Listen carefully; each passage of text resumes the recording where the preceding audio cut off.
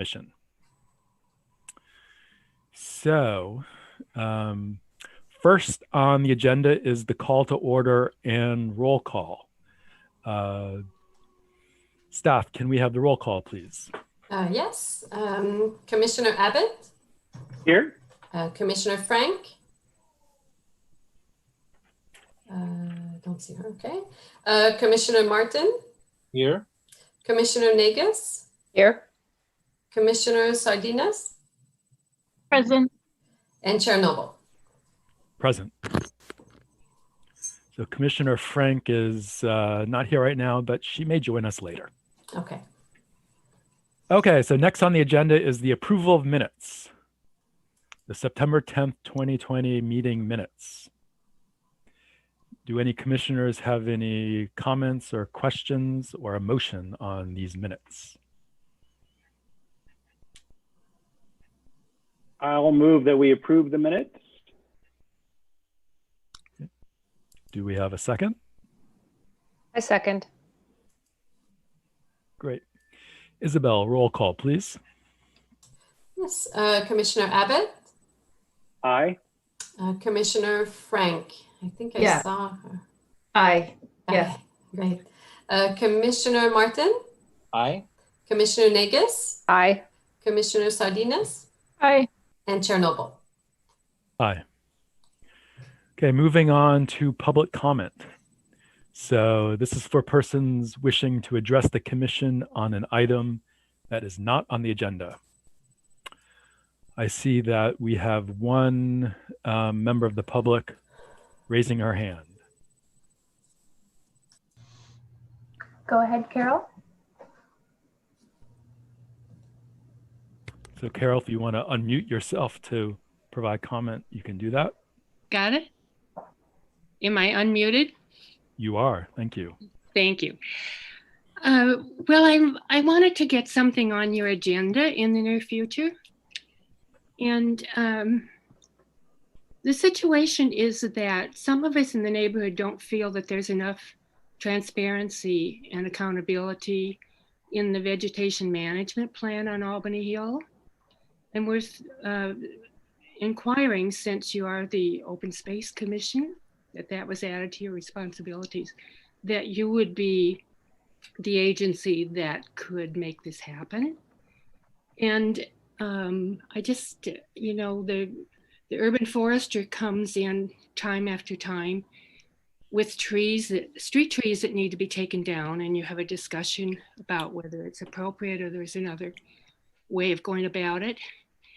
And there are things that are happening on Albany Hill that some people feel that we'd like to have some input into it. And so is that possible to get on for you to take that responsibility on as part of your Open Space Commission? Well, what I would say in response to that is that we have an agenda item, future agenda items. And at that point, any of the commissioners can request that this be put on the agenda at that time. Okay, so we'll bring it up at that part of our meeting. All right, that's perfect. Thank you.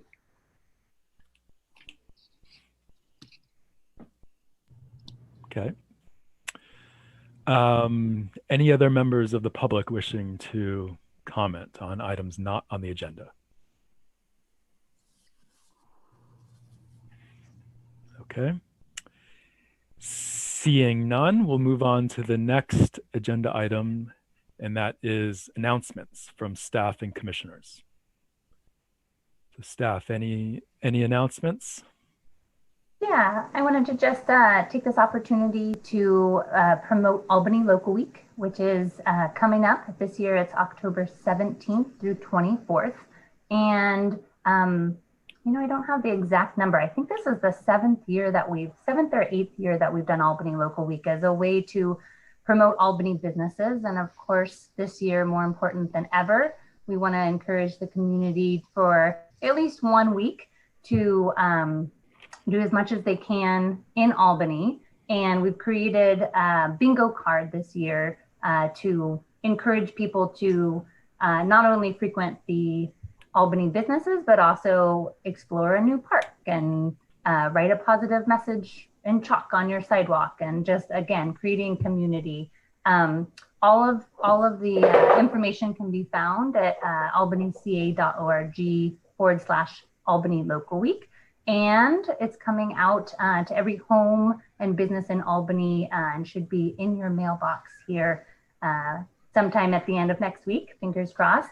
So you'll each have your own bingo card. You'll have all the information.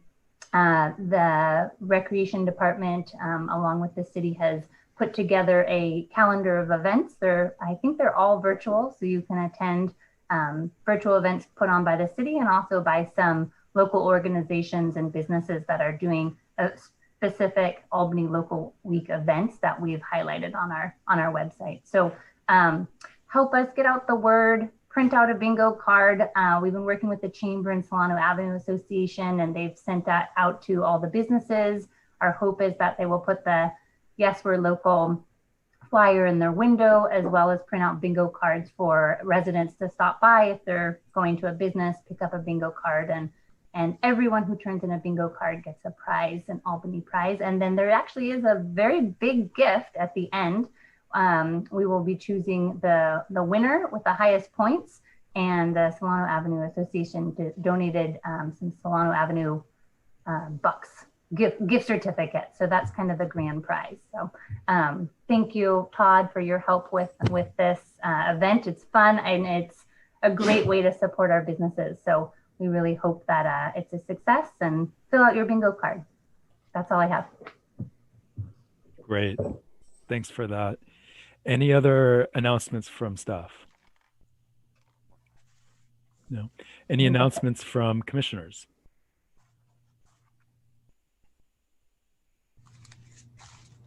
No. So with that, next on the agenda is presentations. We have no presentations tonight.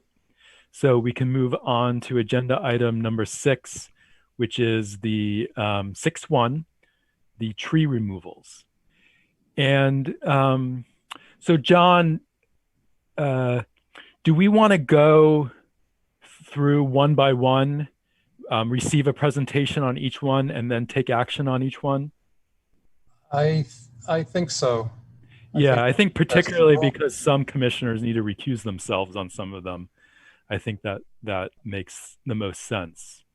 Okay, they're all different situations, even though there's a lot of one particular species. But There's quite a few this month, but is that partly because we're trying to do it quarterly now? that's part of it. Yeah. It varies. It varies every month, every quarter. So. Okay, great. Well, you want to kick us off here? Okay, I gotta share my screen and make sure I do it correctly. So.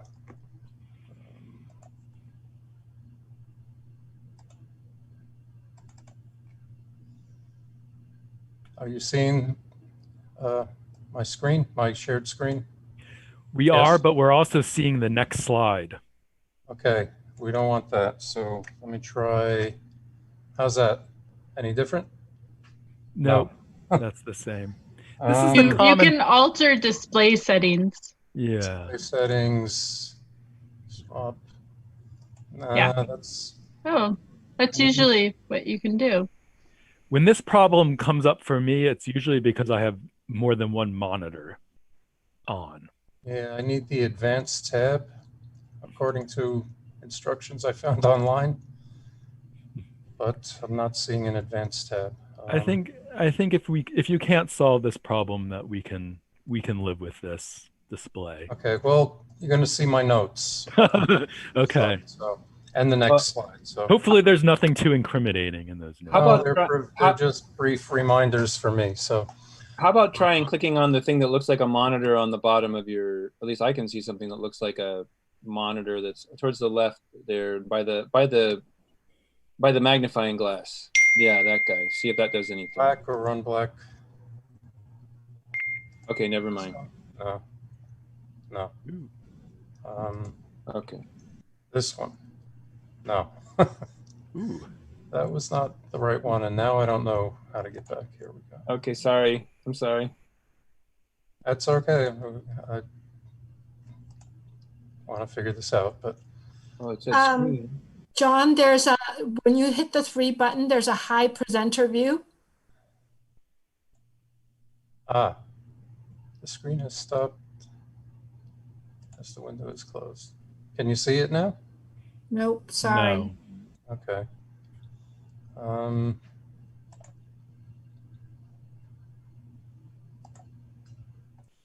Well, Ooh, look. now it's given closed captions or captions here. I don't know how to get rid of that. Why did that happen? But right now we're only seeing one screen. So am I. Yeah. I'd like to see my notes as well. And I don't know what happened. Okay, well, forget the notes. Okay, I want to start out, first of all, we had an emergency removal, tree removal, October 1st, a liquid amber on San Pablo Avenue in front of the, I forget the name of the car repair, auto body repairs shop at 618 San Pablo. And the tree was the sidewalk is part of the sidewalk repair program. And we were going out there to inspect the tree for pruning because it's going to need some root pruning and to kind of lighten up some of the crown of the tree because of the root pruning. And we discovered this in the tree. It cracked basically down the middle of the trunk. This is looking out towards San Pablo. This is looking the other direction. So there's a crack on both sides. It basically extends down. I don't know if you can see my cursor here. Can you see the cursor on your screen? Yes. Yes, okay. we can. So this is the crack here. So the tree was about to fall more than likely into the auto body yard, but maybe also into San Pablo Avenue. So we had a crew go out there and remove that tree. We'll replace it this winter with a red oak, which is the standard species for San Pablo Avenue. Okay, the first removal applied by,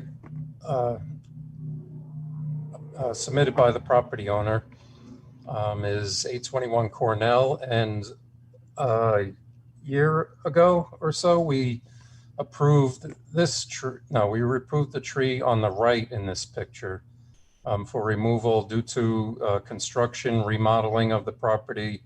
They moved their driveway, their garage from the south side to the north side of the property. And it just so happens that the driveway will be on this side. They called me a few weeks ago telling me now they want to remove the second tree because they miscalculated and their driveway is going to extend just beyond where this tree is at. So this one was a little difficult, a little frustrating, but I looked at the tree, and this is, the tree's overshadowed by the tree that is going to remain, which is the largest and the healthiest of the 3 trees. And it's kind of growing out, struggling to grow out and around and past that tree to get some sunlight. And it's growing really sparse. There shouldn't have been 3 trees planted in a row in front of this property in the first place. So unfortunately, the one that we approved last year isn't too bad, but that one is already slated to be removed. This second one, it's too close to the tree and being overshadowed by the remaining tree. So here is a view at an angle, but it was hard to get a good straight shot because the porta potty was here, but this tree is basically in line with the about the frame of the garage here. So the driveway will be equal to that. There's some sidewalk damage from, this is the remaining tree is causing some sidewalk damage. So that's going to need to be repaired. And I think we can open up that sidewalk. That one section can be removed to allow more room. And last year we agreed on a 2-for-1 replacement for the tree that was going to be removed due to the garage. And I'm thinking we should have the same for this tree. So basically they're going to remove 2 trees and give us 4 trees. Now they don't have room to plant 4 trees, but they can pay the tree planting fee, the application to plant the tree, and we'll plant trees elsewhere in the city. I'm thinking the Greenway. This is a little bit close to the Albany Greenway. There's room for trees. A lot of sections, we've lost a few trees here and there in the Greenway this past year. So we can replant the trees there. Another alternative is in this spot, but this driveway won't be a driveway anymore. This will be a regular curb and sidewalk. And there's possibility of planting a tree here. So that could be one of the 4. And then there's another, but maybe less of a possibility of planting on the other end of the property next to the new driveway and near, there's a sign here right now and there's a pole. That may not be such a great location for planting. So I can work this out with the property owner, but I think we can get at least 1 more tree in there, and then we'll have the remaining tree of the original 3. Here again is where I'm thinking we might be able to put a tree, but you can see it's kind of close to the garage here and where the new driveway is going to be. So that might not work. So again, tree on the left with the X is one that's already been approved. The tree with the circle is the one we're talking about now. And you can see it's the smallest, the tree that's struggling the most. They were all 3 planted at the same time. And this tree, I think is just, it doesn't have much of a future being there, being that it's too close to the other tree. So that's what I have on that. Any questions, discussion?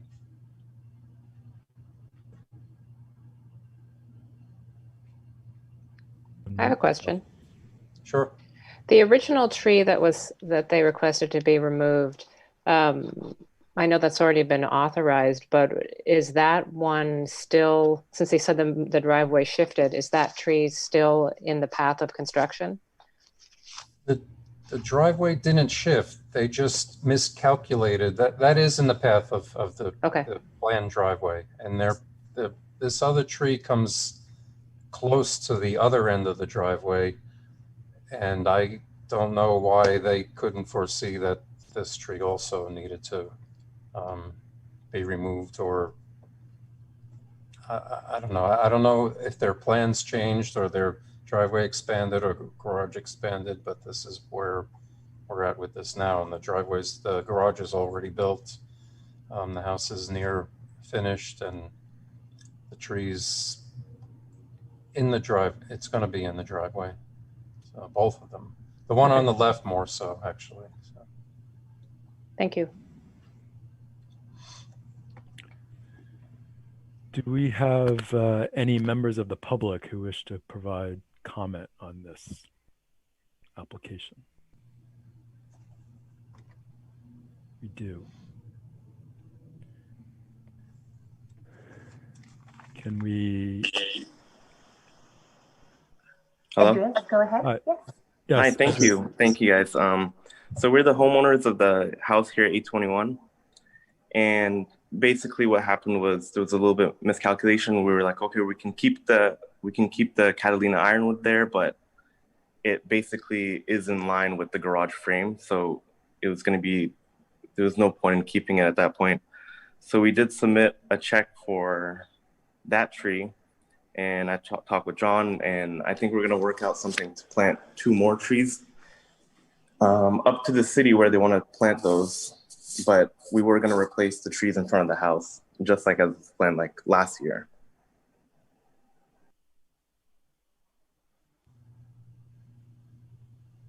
Okay. All right. Thanks, Edris. Any questions or discussion from commissioners on this?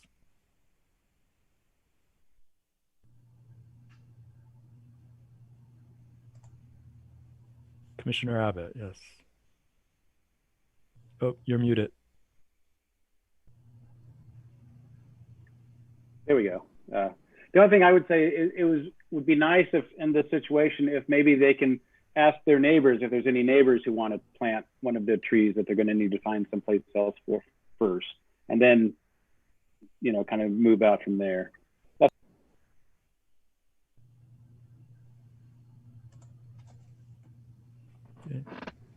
I have a question. Well, Yes, we Commissioner. discussed that, and I think the property owner is looking, but it's hard to, you know, get a neighbor. There's a lot of trees. There's other trees on this street. So. I noticed that block had quite a few trees. Yeah, it may not be the right one. Commissioner Sardinas? Yeah, I can't remember, but I'm hoping somebody can remind me. Did this come to us because it had gone through the other commission, planning and zoning, and then our approval of the tree removal was part of that? Or was this the one where it was kind of like the hindsight, oh, this got approved and then now needed to come to us when it came about a year ago? So I have some recollection of that. I have no recollection of this coming within the last 2 years. Yeah, I don't remember either. Just, I was going to ask the same question. Thanks.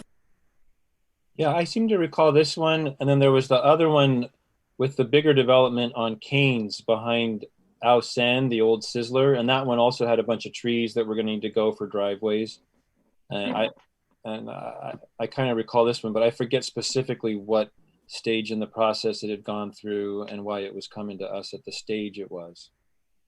Yeah, because I think I feel like my memory, which can be flawed, was that this kind of like, you know, came and was like, oops, like this needed to come to you. It's the designs have already been approved. Now you need to like take action on removing the tree from the driveway, which I totally get. Things slip through the cracks, but I think just the fact that it's coming back again to me flags it as a bit concerning, not on the part of the homeowner, but just like the way that the commissions function. And so obviously it does seem like, you know, the tree is impeding the design, but I think generally I would say, you know, it's disappointing to have it come back to the commission. I'd love for the process to be a little bit more streamlined. And I do think that it's appropriate to have the 2-for-1 tree, just like we approved last time.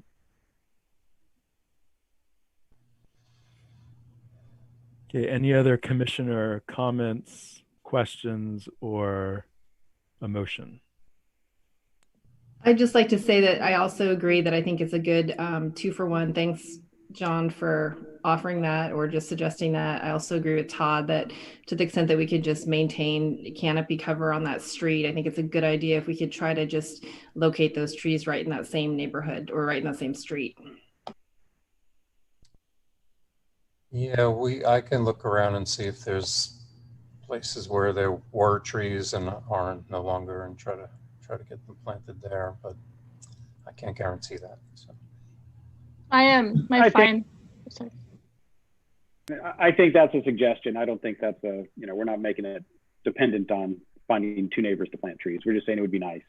Sure. My final question just goes to, you know, how driveways need to be designed in Albany. Do they have to be a straight shot from a corner of a garage to a street? Like, can they be sinuous? Can they have a curve? Just wondering. Just in case this comes to us again some other time. So my guess on that is that because of the short distance of the driveway to the from the street to the garage, that it does need to be perpendicular to the street. If the driveway were longer, maybe that wouldn't be necessary. But I would imagine in almost all cases in Albany, it would need to be perpendicular to the curb. Okay. I think this is something for planning. They should be aware of this beforehand. Trees, generally when there's reconstruction, I get asked to do a review and I look at the property to see if there's trees, or if not, if they need to plant trees, if there's no trees, if there's trees existing, they need to set up tree protection. And in this case, I think I sent it back saying there's 3 trees, they need tree protection. And then they came back later and said, well, we got to remove a tree because the driveway when I looked at it, the driveway is on the right side, and now the driveway is going to be on the left side. And I wasn't aware of that, and I'm not sure if it was planned that way, or if it was on the plans, or if anyone noticed that, or if anyone noticed that there were trees in front of where the new driveway is planned to be. So I think for the most part, planning's trying to get develop architects or whatever to diagram street trees when they submit their plans. And if they don't have them, we'll send it back and ask them to diagram it and give us their tree protection plan if there are trees, existing street trees. Great. Thank you for that explanation, John. I'm prepared to move that we accept the application. Okay. Do we have a second?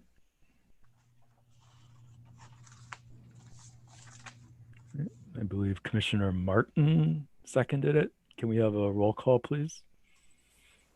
Yes, Commissioner Abbott, Aye. Commissioner Frank, Yes. Commissioner Martin,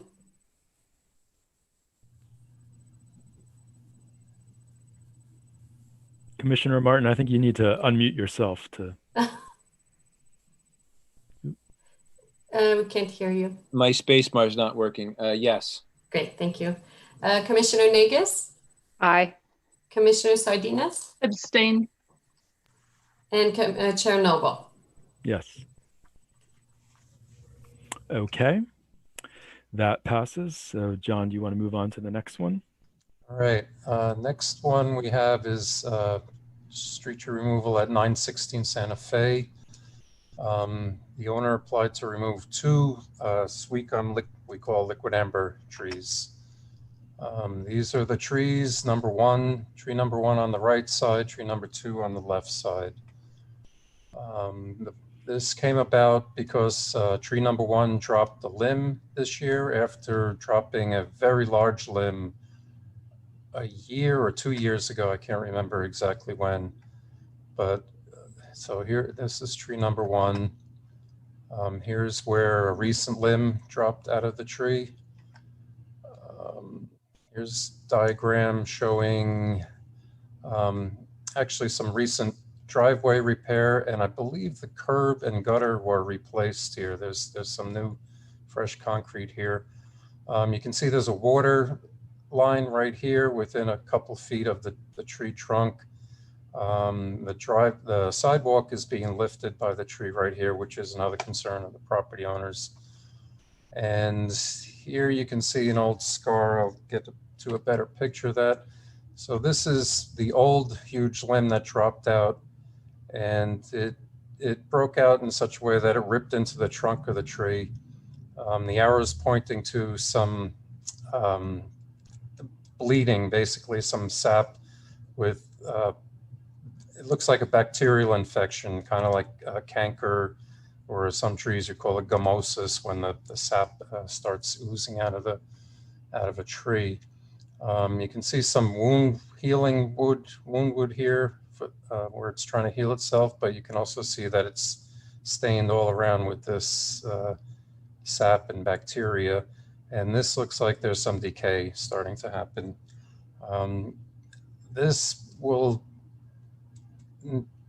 maybe heal over many years down the line, but in the meantime, this big opening is going to be decaying and leave a weak spot in this pretty large liquid amber. You can also see down here, this is all kind of oozing, dripping down the side of the tree. So that's not a good indication on this tree.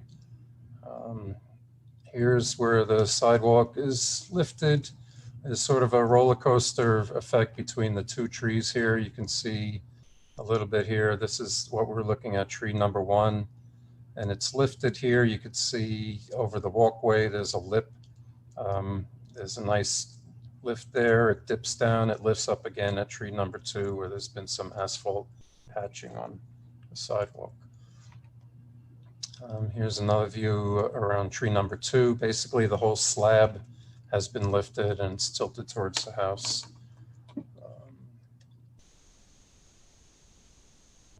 Again, that slab lifted a few inches from the planting strip and leaning towards the house. Same again. So tree number 2. So tree number 1 on the right here, you can see that it's sparse.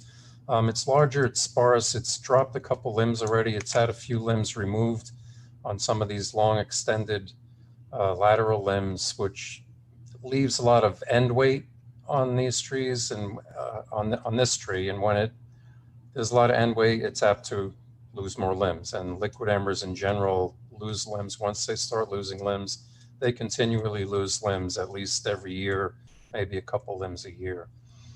Tree number 2 looks a little better. I don't know why it looks younger, smaller, but there's some issues with this tree also. There's some typical for liquid amber. Again, there's poor branching structure in these lower parts. Here you have some extended lateral limbs, and these are the limbs that are more apt to break away from the trunk. Here under the arrow, you can almost see some included bark there. This is where the limb is apt to just tear away from the main stem, which is the central leader in this tree. And you have all the limbs, there's similar effect. There's either one or the other. This lower limb has got a tight a V attachment to the tree, which is where these trees are more apt to break out. Here's another view of that. You can see included bark starting to occur here a little bit on this limb, and it's a pretty large limb. A limb like this has a lot of weight when it comes down. Trees, when you look at a tree from the ground as compared to when it's laying on the street, it's a lot larger looking when it's down on the ground, and that goes for these limbs also. So that's why these are such a concern, these trees. Here you see some more included bark starting a little bit. It's not too bad, but again, there's the tight V form of the trunk here. There's looks like some included bark, and below it's an old limb removal where there's some decay. Wherever there's a removal, that the little stub of that, like knotty pine, there's a little section of rot inside the tree. So this is a weak area. This tree has a good probability, this limb has a good probability of breaking out. And you can see all over the tree old wounds, which are healed over nicely, but there's still wounds and limbs removed from the tree, possibly because of breakage. I can't say for sure on these. Here's again the sidewalk from tree number 2. There's a little subduction on the sidewalk side, and then where the driveway starts, it's lifted again. So the roots are extending under here somehow and lifting up this part of the driveway. Here again, you can see kind of the roller coaster up and down of the sidewalk. So we definitely need some sidewalk repair. It's going to need some extensive root pruning. Root pruning weakens the tree, and especially on liquid amber, it leads to, whenever there's some stress on these trees, they like to shed some limbs in response to that. Excuse me, here you can see the newer gutter, which indicates that has also in the past been some root pruning on the street side of these trees. Here's cracking through the driveway coming off of tree number 2. Not too bad, but again, you can see that that's caused by the roots of the tree. So I'm recommending tree number 1, I'm strongly recommending removal. Tree number 2, I'm recommending removal because of typical reasons for liquid amber. The property owner feels if we remove the one, let's remove the other one, fix the sidewalk, start over with 2 new trees. I think we could get red maple trees in here, which grow to basically the same size. They have a lot of the same features, but they don't rip up sidewalks and curbs and streets, and they don't drop limbs like liquid ambers do. They have the nice red fall color. They have the full lush canopy once they grow to the size, which will take some years, but we have to start sometime with new trees. So another thing with this tree, number 2 on the left, all of the limbs are out to the south due to the proximity to tree number 2, and apparently tree number 2 grew faster and overgrew tree number 1. So if we remove one, we have a tree that's pretty much out of balance. There's almost nothing. There's one limb on the north side and all the other limbs shoot out to the south side. So we could live with that tree for a couple more years, but all the liquid ambers are maturing and becoming problems in the city. And I feel we need to be more aggressive with, once issues come up with these trees, I think it's time to seriously consider removing and replacing with a better species. So, any questions? Any questions from commissioners before we take public comment? Yeah, I have a question. This is Commissioner Frank. I just had a question, John, about the second tree and what kind of pruning could be done in terms of, you know, some of those limb concerns instead of cutting the tree down. We can prune these trees every year. It won't stop limb drop on liquid amber. They still, they react by flushing out, and there's a lot of end weight when they do that. And they're weak. They're what's called a soft hardwood. They're kind of weak wooded. They just break easily. This tree looks a little less mature, but as they mature, like I said, they start dropping limbs, and they're really a liability throughout the city. And it makes me nervous. This morning, in fact, driving to work, there was a limb down on the Greenway from one of the liquid ambers on the 1100 block of Masonic. We had the tree that we approved last month. It dropped 2 limbs 2 weeks after the meeting, which is basically about 2 weeks ago. It's the #1 tree dropping limbs. We had one uproot on the Greenway last winter. We had a claim we talked about last month due to a tree that we did not approve for removal, and then it went ahead and dropped a limb on the property owner's car, and they filed a claim which the city paid out. So there's, if it were a different species, I'd probably have a different attitude, but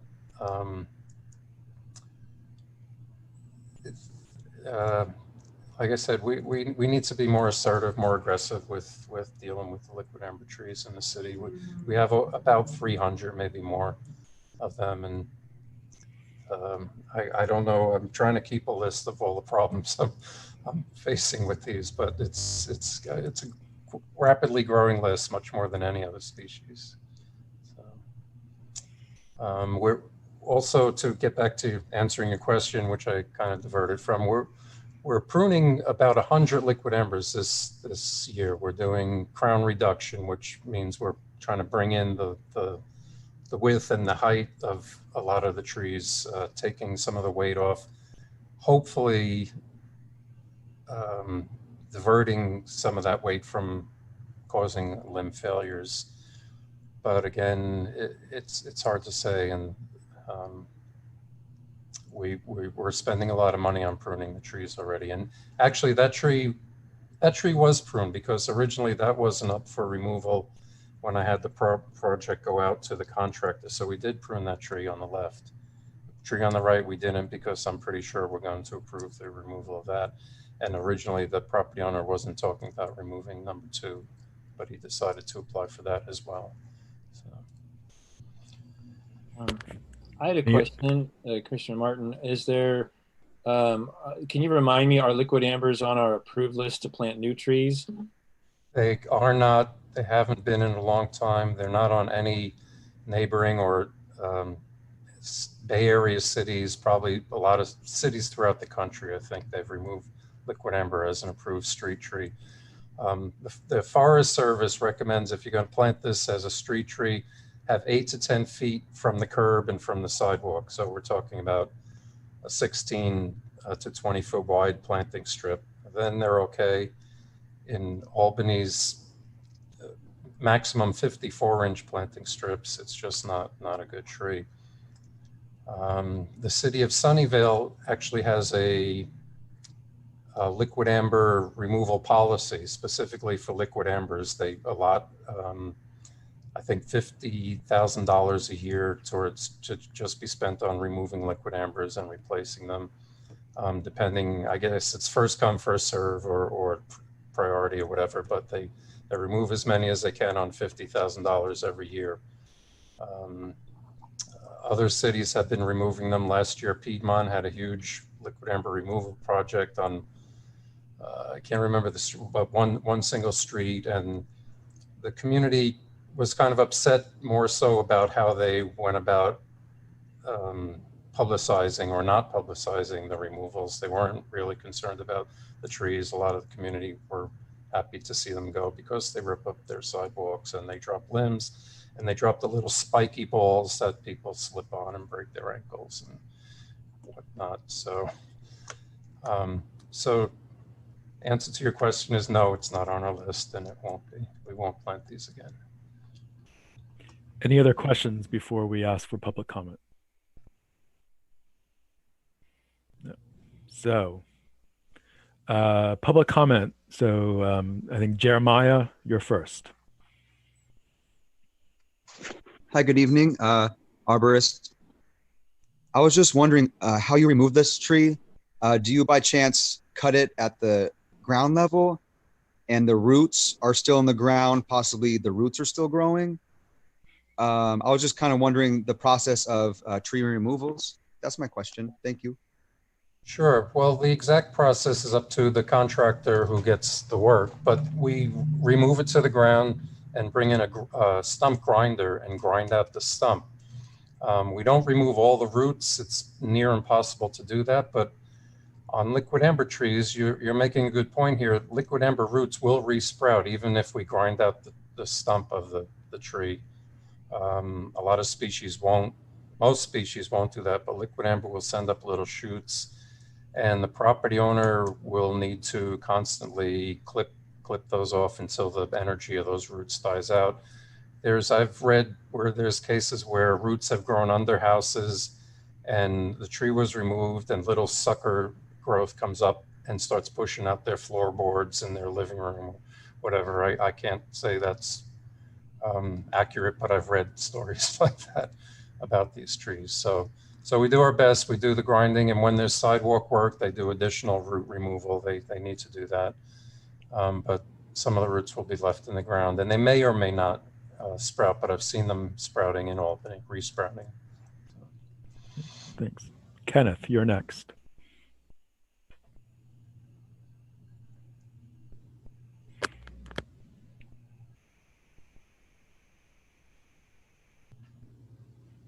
Kenneth, you can go ahead and, there you go. Hello, can you hear me? We can, yes. Okay, great. Hi, I'm Ken Zhang. I'm the homeowner at this house, and I just wanted to express my support of John's recommendation to remove these two trees. Both the trees have been an increasing problem with regard to safety and cost. Multiple tree branches have fallen over the years, the most significant of which have damaged the roof of my neighbor's car and also pulled down the electric power line for my house, causing a 1-week power shutoff and about $1,500 in repair costs. And I'm worried that a branch will fall on a person, injuring or killing them. The roots have also caused extensive damage to the sidewalk, curb, street, and driveway. The sidewalk has already been replaced recently, and I've been trying to avoid spending another $5 grand to have it replaced. The sidewalk's uplifted several inches and continues to increase, posing a significant tripping hazard. Also, rainwater collects at the interface of the uplifted sidewalk, causing ponding. My block is a major route to Marin School, located only half a block away, and many kids scooter, bike, and skateboard down our hill on the sidewalk toward the school. These big bumps in the sidewalk are a concerning safety hazard. Also, this street has stoplights on Marin and Solano, which results in a lot of pedestrians. The uplifted sidewalk, ponded water, and the rounded seed pods dropped by these trees present concerning safety hazards with regard to tripping and slipping. So in conclusion, I'd be happy to have trees in front of my house, as I recognize their value to the environment and community.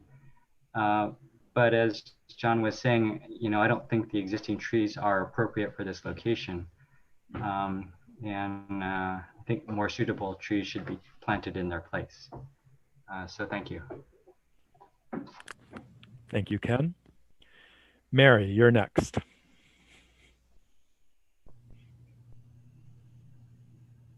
Okay. So I'm a neighbor. I live 2 houses down from this house. I am totally not a fan of liquid amber from my own personal experience in my house. However, ours is not a problem at the moment. My major issue is the sidewalk, which I consider a disaster. There's no street light there, so our elderly relative fell at Christmas last year in the dark, having no idea that the sidewalk was so bad. And I think we need to take care of this so that the sidewalk doesn't recur as an issue. That's all I have to say about it. Thanks. Thank you, Mary. Are there any other members of the public who wish to speak? Seeing none, I'll bring it back to the commission. Do any commissioners have any questions, comments, items to discuss, or a motion?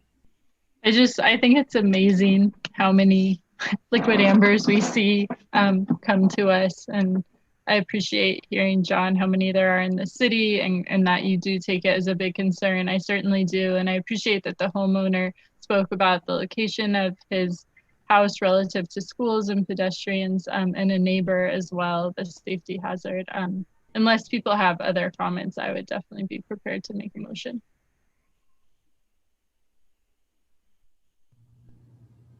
I motion that we remove that we approve both tree removals. I'll second that. That's Commissioner Abbott. Okay. Roll call, please. Commissioner Abbott? Yes. Commissioner Frank? Yes. Commissioner Martin? Yes. Commissioner Nagus? Yes. Commissioner Sardinas? Yes. And Chair Noble? Yes. Okay, that passes. Next, John. Hey, what happened? Where are we? Okay. Another liquid amber tree at 1024 Ramona. This tree, not quite as mature as the other trees. Neighbor, the property owner contacted me concerned about what she saw some fungal growth or some mold in the growing on the tree. And when I went to look at it, I didn't really identify that, but I did identify this crack in the lower limb. This is another about to come down. If it were worse than this, I might have had to remove this on emergency. But it's holding up, but there's a definite crack developing, and it's a large limb off to the south side of the tree. You could see it's starting to come through a little bit here on the opposite side of the tree also. Also, again, you have a recent limb failure, which doesn't look like it's healing over. It looks like there's some decay starting to form in the bottom there. The top arrow, you see included bark on another really large limb. And the rest of the tree for liquid amber, it's not too bad, but there's a couple of serious areas of concern. Here's that one limb, smallish limb, but again, you can see it's not really healing over. It kind of looks like the last tree where there's some bacteria growing on the sap. And it really looks like this is decaying into the tree and not healing. Here's an older wound where there's a little stub that was left behind. It wasn't pruned off when this limb broke. You can see it trying to heal around, but again, there's this big stub that's decaying, and it's forming an area of decay in the limb here, making this a weak spot and a possible breakage point for that limb. Looking up at this angle, the branching doesn't look too good. Again, a lot of those V-shaped branch attachments and large heavy limbs coming out from basically the center of the tree, all the main limbs coming out of the same spot. Here's one of the limbs up higher. It's been limbed up. All of the limbs seem to have been limbed up a lot, which means you leave a lot of end weight, a lot of growth at the ends. There's smaller branches here. Many smaller branches on this one limb coming out, and at the ends of those, there's a lot of weight. And altogether, there's a lot of weight on this entire stem, which leaves that at risk of breaking out. There's a little canker here. There's some bleeding and some, looks like some bacterial infection, a lower point on the tree. One of the things, what I'm pointing out in this slide is that this tree was planted in a what do you call it? A root guard. Basically a little plastic box. I see these around the city here and there. And what happens is this tree has been growing with its roots suppressed in this little plastic plant flower pot, basically. It's outgrown the flower pot. I'm sure it looks like it's broken through in some places. The roots are breaking out, but while they were struggling, forcing themselves against the edge of this thing, it's been stressed out, which probably may have led to its small size. It might just well be as old as the other trees, but smaller because it's planted with a root guard in the ground, and it may have led to the stress that's causing the crack in the tree also. So not really a good idea, and doesn't work really on a liquid amber tree. As you can see here, the roots are still lifting the sidewalk at this location. Not quite as bad, but there's a little hump there from root coming from the tree. You can see on the other side how much it's lifted from the ground level. And then there's these on all of the liquid ambers. Not so bad when they're green, but when they're dry, they get hard and they fall off and they're tripping hazards. So I'm recommending removal of this tree, but basically because of the crack in the tree, it can't be repaired. We can't prune for that. It's going to break and cause a big tear in the trunk, weakening the rest of the trunk, and eventually the whole tree will fall over if we don't act on it soon. Thank you, John. Any questions before we ask for public comment?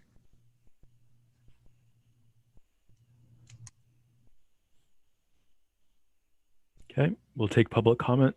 Jeremiah.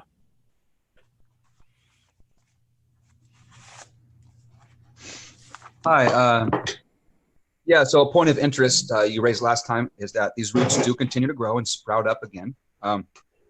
So that's obviously a thing that they need to take care of. Also,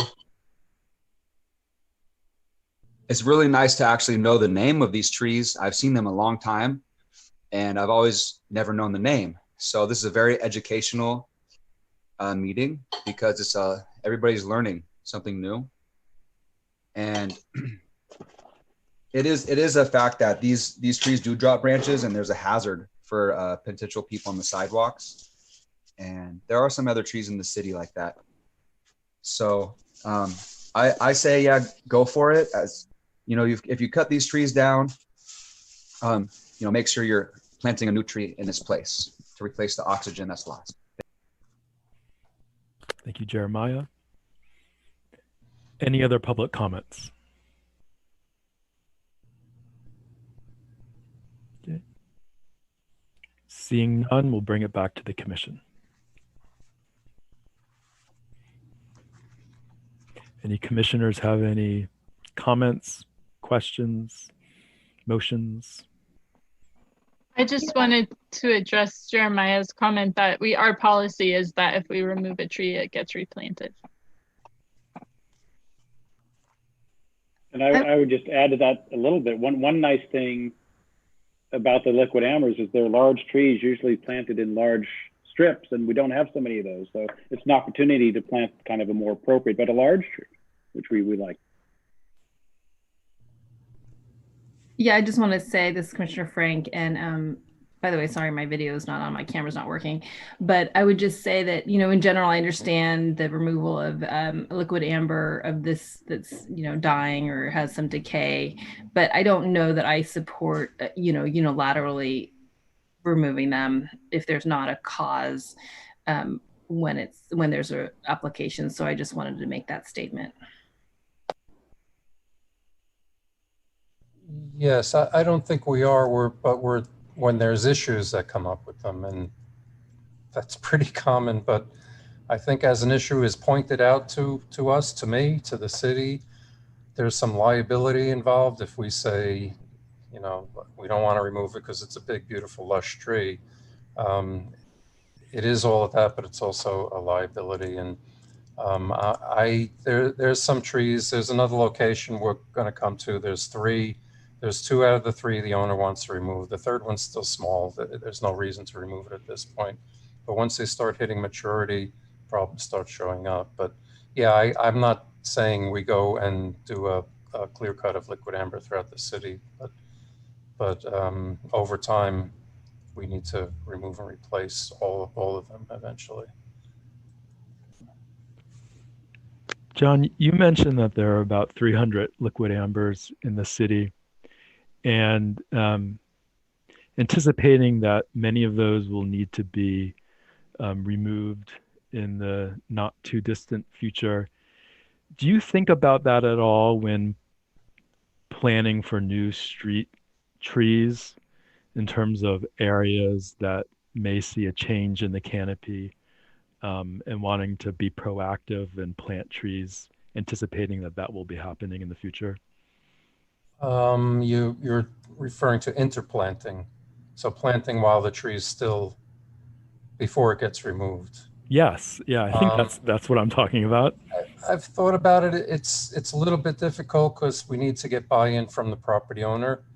Another thing is our properties are small, planting strips are small. A lot of properties, there's not really a place to plant another tree. Where the tree exists is where we're going to replant a tree. So it's a great idea. And there are some, we've done one recently where we planted two, maybe arbutus, because they have an Australian willow that's dying, but I talked them into hanging on to the tree for a while. And we'll plant, and by the time that tree is really ready to come out, we'll have trees that are already established. There was one off of Marin, and I don't know, the house is on Marin, but the tree we removed was on the side street. And actually Tony before me had planted a couple swamp myrtles, which are already established. So we removed that tree and don't have to replace it because there's already two trees growing there. But it's definitely a good idea, and something maybe I could do a little bit more work on and do a little more investigating to see where we can do things like this on city property, possibly. Mm-hmm. Okay. Okay. Any further commissioner comments, or are we ready for a motion?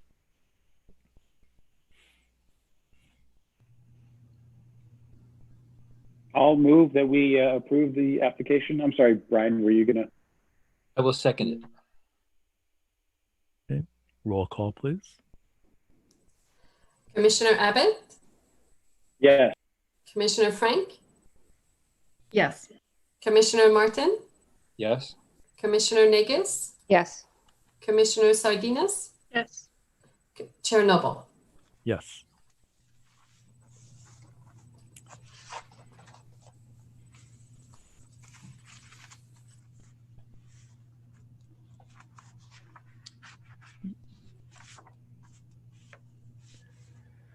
Okay, so John, I presume you're... Are we ready? Yep, we are ready. Okay. Okay, next one is 1068 Talbot. 1 Eastern Redbud.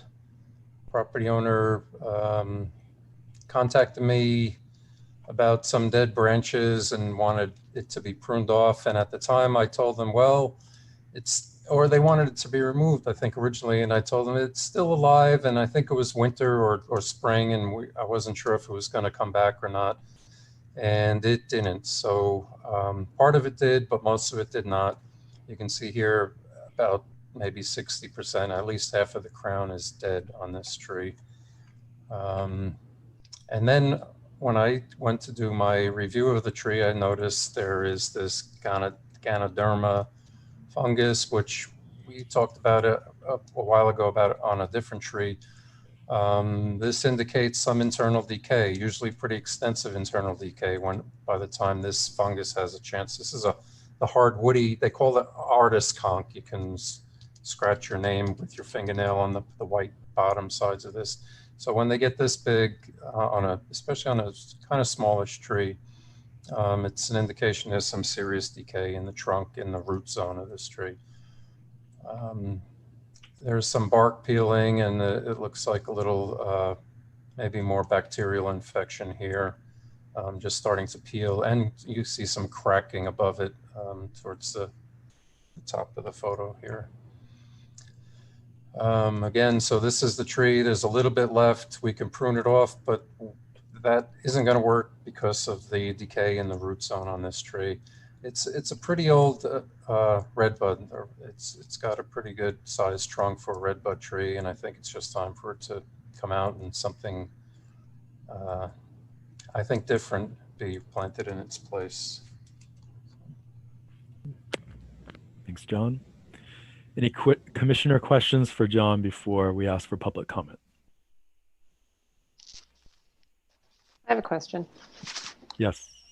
My question is just in general about redbuds in the city of Albany. Is this a tree that's still on the city tree list? I mean, because I see them in various places and some grow successfully, but many of them don't. And I just wanted to get your opinion about this tree as a replacement tree.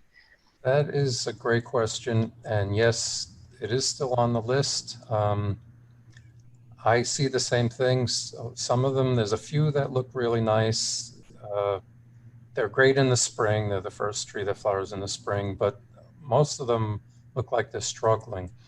I've looked into it a little bit, and it appears the forest pansy variety, which are the purple-leafed redbud, and you see them on Adams Street between Buchanan or Marin, Buchanan, and Solano.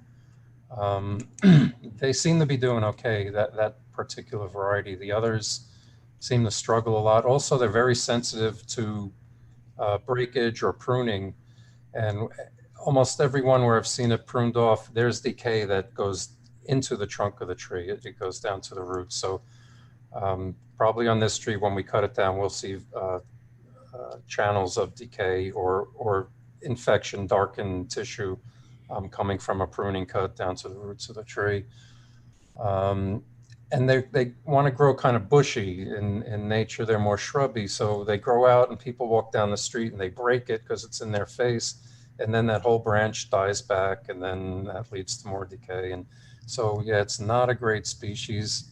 The only good thing about it is we have so many really small planting strips that this is one of the few species that is okay for that. So in the future, when people ask for this, I'm going to suggest the forest pansy, which I think most people would agree to because it's nicer. It's got nice purple leaves. It's a little more ornamental than the typical redbud. So yeah, good question. I've been reviewing the planting list, and I want to bring it to the commission again and make some more additions and omissions from the list as it is now. Any other questions? Okay. Take public comment. Jeremiah. Thank you. Yeah, arborist, I think you guys are right. This tree is definitely past, 50%. You mentioned, was it 60 or 65%? You said in the decline. So it doesn't appear that this tree can be saved. You did mention pruning, this, that, and the other.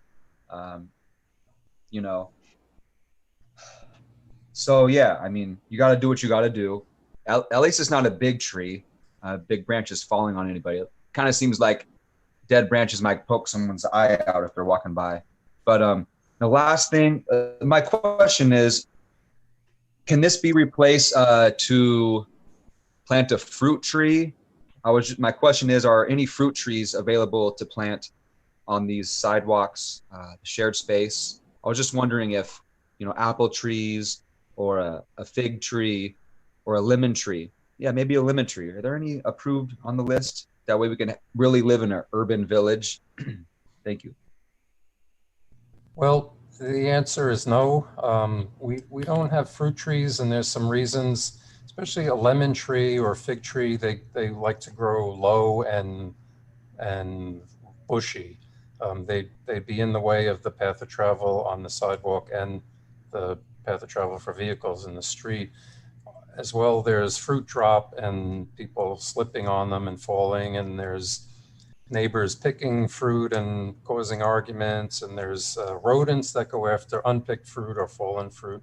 So typically for city street trees, fruit trees are not good. Although we have some throughout the city, there's some persimmon, there's some apple. I believe the property owner just planted those. They weren't planted by the city. Fruit trees, I'm all for fruit trees. I have several in my yard, and they're great in your yard and a private property, but for a street tree, not so good.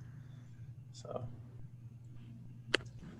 Any other members of the public wishing to comment on this? Okay. Seeing none, I'll take it back to the commission. Any commissioners ready to make a motion on this? I'll motion to remove this tree. Any seconds? I'll second. Roll call, please. Commissioner Abbott, Yes.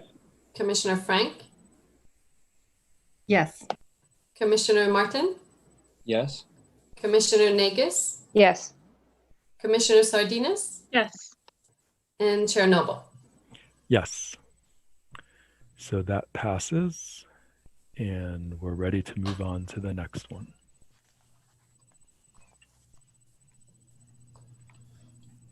okay. Okay, so Isabel, is this the one where we have the conflict? Yes, there are two commissioners who live within 500 feet from this location and need to recuse themselves from the process. Okay, so I am one of those commissioners, so I will recuse myself, which means that our vice chair, Commissioner Martin, will manage this discussion. Okay. So is we still have a quorum? Because I know we're down one member who hasn't been replaced. I know that. I think it's fine because the full commission is, well, the full commission is here. So I don't think you need a quorum of members to take on the item. And I think the other commissioner who needs to recuse is Commissioner Frank. Yep, I'll recuse myself. Okay, so I think do we need 4 to have a quorum though? Are we good or no? Yes, you're fine. Okay. Even if you don't have 4 members, I think because the commission is here as a whole, I think you can still pursue the item, even with 3 commissioners. Okay. Let's start with John with your presentation. Okay. So 1334 Washington Avenue, 2 liquid amber trees applied for by the property owner. This is tree number 1, and just so you know, trees are counted in direction of travel, so we're not counting left to right the way we'd read. We count the way we'd be traveling up the road in a vehicle, or a tree crew would be traveling up the road in a vehicle. So direction travel, tree number 1 is on the right. It's actually tree number 2. There's a smaller tree further to the right that's not part of this question, but it is part of this property. So here's a liquid amber. It has this one large limb coming off to the left or east on this tree. And it looks like there's some stress here. You can see this line, kind of a stress line, could be a point where this limb is getting ready to tear out of the main trunk. Here's a closer look. Again, you can sort of see this stress line in this photo. You can see that this tree's lifted the sidewalk, and it's lifted the entire slab, tilting it towards the property.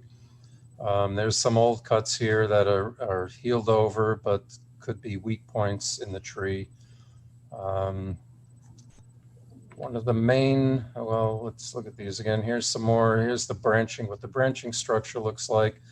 And again, that the top is where these trees, the top limb, the top arrow shows a limb that's liable to break about where the arrow is at because of excess end weight on these horizontal limbs. The vertical limbs get these kind of tight branching unions, and this is where breakage tears out into the trunk of the tree. So there's some possibilities with that tree of losing a couple of limbs right there. Here you can see the sidewalk lifted, a couple slabs damaged, and both of them lifted. The property owner has done some patching here, but the patching is starting to crack, and this one slab in particular is still lifting.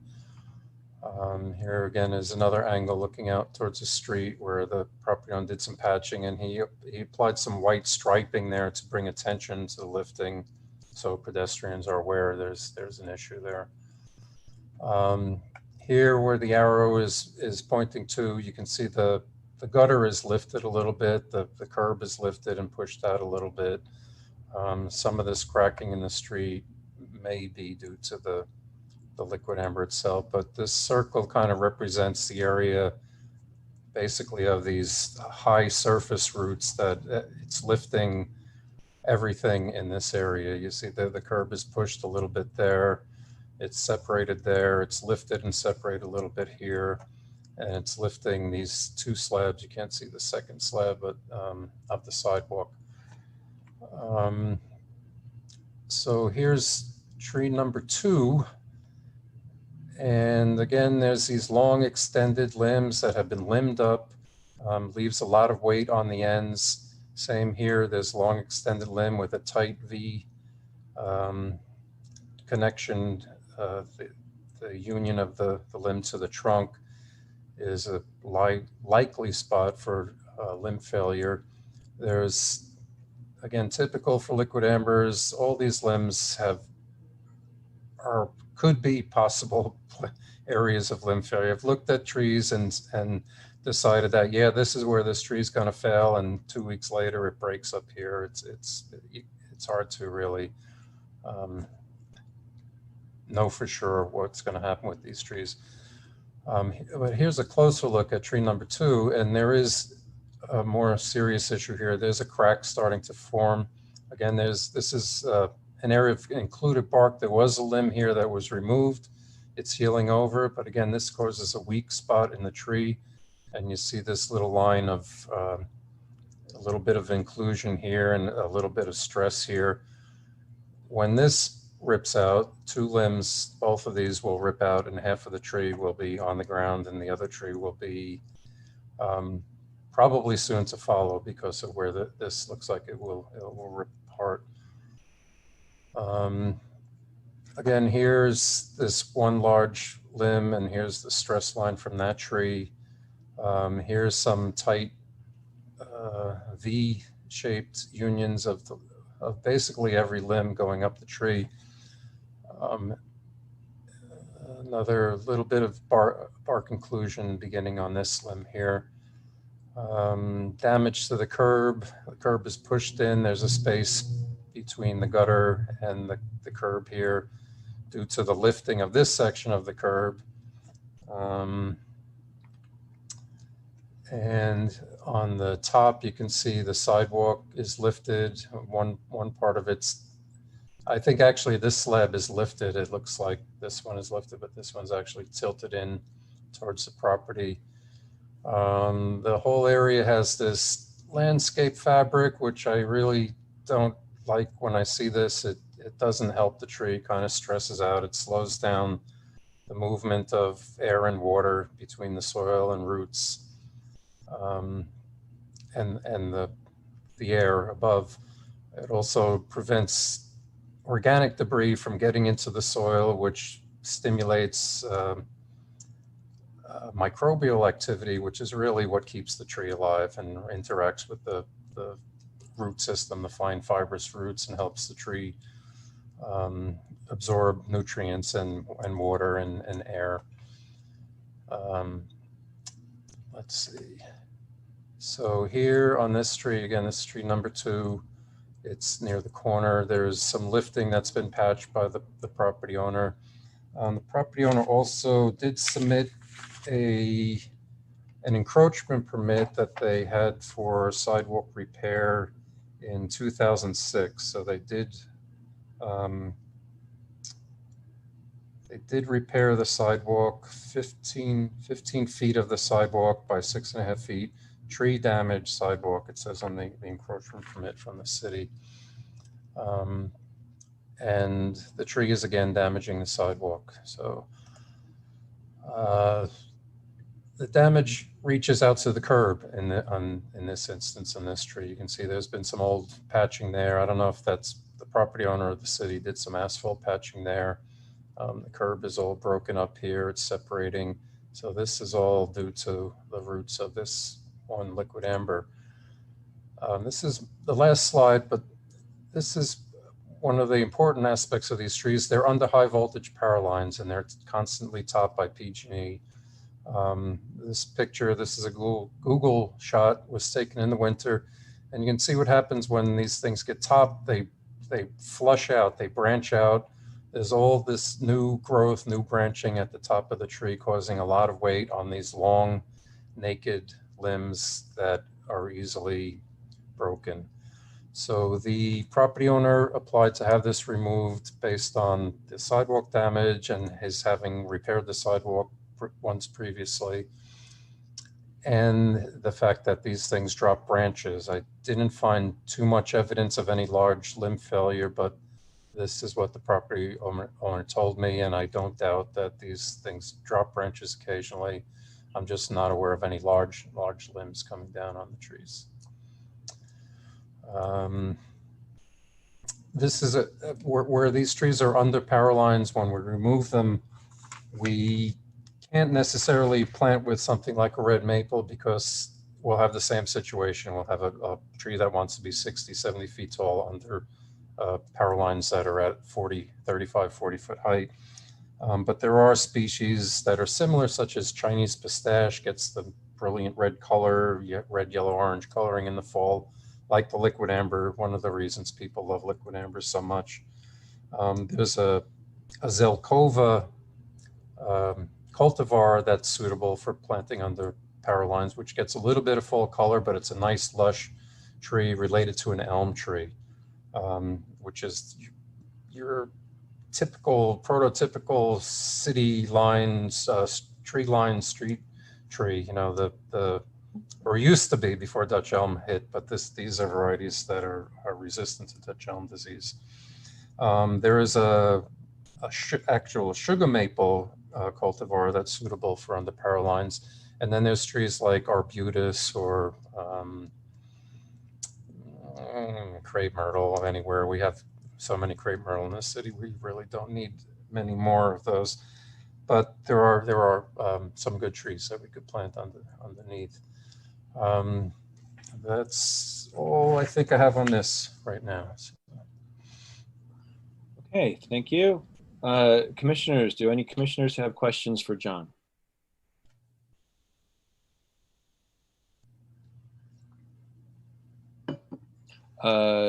Commissioner Abbott. If I'm just kind of an observation, but you know, I took a picture of these trees and down the street, and there's 2 other liquid ambers look just like these in this house. So you think it's likely that it won't be long before those are. You're cutting out and you're muted. You're muted. Oh, I'm sorry. I was just commenting that I got the gist. Yeah. I think, yeah, the answer is yes. Eventually, you know, especially the liquid ambers planted on the high voltage power lines with the continual pruning. These ones don't show too much extended growth, but again, there's a lot of end weight even on the vertical limbs. But a lot of them, like the one last month, it gets this forced horizontal growth, and those limbs are really vulnerable for limb failure. Again, we talked about this last month. This tree wants to grow 70 feet, some cases up to 100 feet tall. and it's restricted to being 35, 30 feet tall. It's not a happy tree. The future is continual top pruning and further weakening of the tree. And again, as well, when the sidewalk is repaired on these, there's going to be extensive root pruning, which also weakens the tree and leads towards a limb failure, especially on liquid amber trees. Okay, other commissioner questions? Okay, let's go to public comment. Let's see, looks like we have one person requesting multiple people requesting public comment. Jeremiah, you're first. Hi, thank you. Just a point of interest, every time I make a public comment, whoever the clerk is doing the admin, I get disconnected from the entire video. And I got to re-log in and re-come back to the video every time. So if you could figure that out, because these next public comments, you're probably getting dismissed from the whole meeting as well. Anyway, my couple questions are, does anybody know how old these trees are? Question is, any of these trees that are actually being cut down, is any of the wood gonna go toward the community for firewood to keep warm in the winter? I know there's been a lot of fires and there's a lot of smoke in the air, so it probably doesn't sound really correct for me to ask that right now, but you know, people do gotta stay warm and fireplaces is a real thing. So I was just curious if the community has a spot to where any of these trees that cut down, the owner, you know, could donate it to the community, you know, to keep warm for the winter. And also, every time if you're going to plant a new tree, is it possible that the day you plant the tree, it goes on a list with the arbor, with the city, kind of like a date of birth, but you know, the date of a planting, and that goes on record, so we could look back and say, oh, well, this tree is this old, you know, this tree is this age, because now we're probably playing a guessing game on how old these trees are. We just don't know. So yeah, I can answer those questions. First of all, the age, in the 70s and 80s, liquid amber were planted everywhere. It was thought to be a wonderful tree, street tree, nice fall color, nice lush canopy. So these trees, and in talking to the property owner, I think he told me he's been there 40 years, or the trees have been there about at least 40 years. So they're between 40 and 50 years old. That's about the age when 30, 40, 50 years is when these start being considered mature and start showing problems. Sidewalk damage being one of them, and limb loss being the other. As far as firewood, like as you mentioned, not a good idea. The air quality board is not happy with people having wood fires in their houses. It depends on the contractor. One of the contractors recycles what they can in whatever form. Another contractor will grind the entire thing and will have it available for our residents as mulch to use in their yards and their gardens. So in a way, it kind of stays in the community and it gets put back to good use in nature. It helps build, condition, protect the soil. The plant date, yes, I keep track of the plant date. We don't have an actual tree database at this point, but we will. And I have a running list of all the trees that have been planted while I've been working here. And maybe not the exact date, but the general date, the month and year that they've been planted, or when the contractor sends in the invoice after the trees are planted, or after I've inspected to make sure they've been planted. So we have a general idea. Hopefully in the future, we'll be able to keep this all together and it'll be easily accessible in a tree database. So thanks. Okay, next is Francis. Hi, can you hear me? Yeah. Great, so thank you for allowing me to comment. So I live about a block and a half from these trees at 704 Carmel, and I'm speaking I would like to urge the commission to save the trees, not cut them down. I know speaking in favor of liquid amber isn't necessarily a popular position at this meeting, but I walk by those trees almost every day, and I think they're absolutely magnificent. And I would deeply regret losing them because I think that we'd wait 20 years to have that same sort of gorgeous canopy that I enjoy walking past every day. And because I feel very strongly about this, I actually sort of circulated a petition among some of my neighbors. Most of them couldn't be here. There's a school board meeting tonight, so it's very hard for most people to come to the meeting. So I'm just going to I know I have very little time, but I'm just going to quickly read their names. Roxanne and Alan Kubelis at 829 Carmel said that it would be a shame to cut down these trees as they are part of our community. Sarah Schroeder at 1715 Carmel said the tree-lined streets in our neighborhood have brought my family so much joy. We love listening to birds, having shade, and watching the trees change color in the fall. Michelle Ling at 726 Carmel and Amy and Tara Bear at 710 Carmel also signed the petition. Those are all neighbors. Then some other folks who are just tree lovers. Pyle Sampat at 917 Solano said, I'm strongly opposed to cutting down healthy trees in this small and sadly not green enough city. And Matt Oshry at 1048 Curtis said, please spare these healthy trees. I would just conclude by saying, as we face climate change we know we're gonna have hotter summers, I really feel we desperately need as much shade in the city as possible. And I feel liquid embers obviously have problems. I've been listening carefully to what Mr. Hockridge has said, but I feel that cutting these down is not the best solution. Thank you very much. Okay, thank you. Next up, we have Aaron Frank. Hi there. Yeah, I'd like to also speak in favor of not cutting these trees down and saving them. I've also watched this meeting and the discussion about liquid ambers and many others. But what I saw pointed out on these trees, none of it looked like the type of exigent circumstance that he had pointed out on other trees. Just sort of, here's some limbs, these could be problems in the future. Here's some other limbs, they could be problems in the future.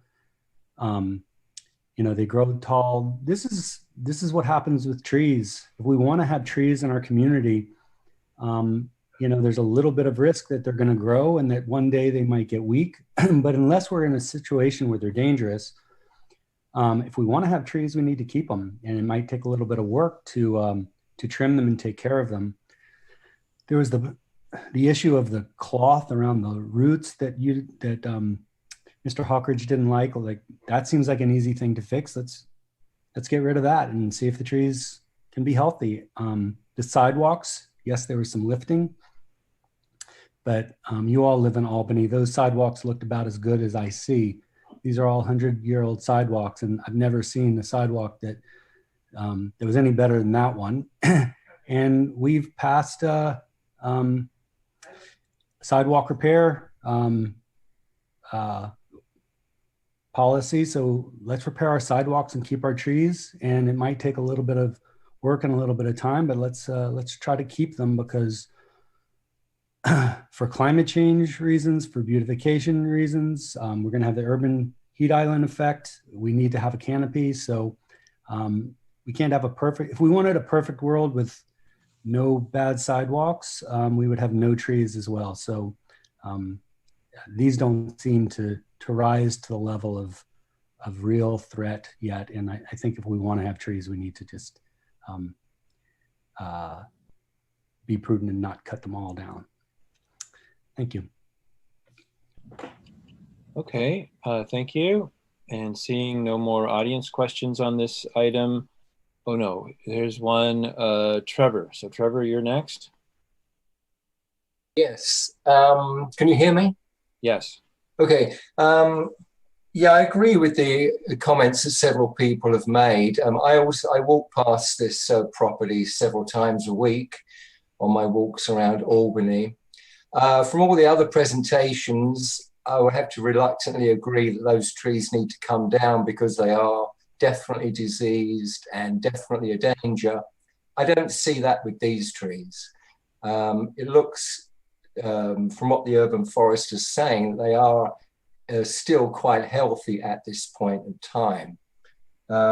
So, the whole issues about the sidewalk, I was wondering if trees are so mature, how much more lifting of the sidewalk would they do?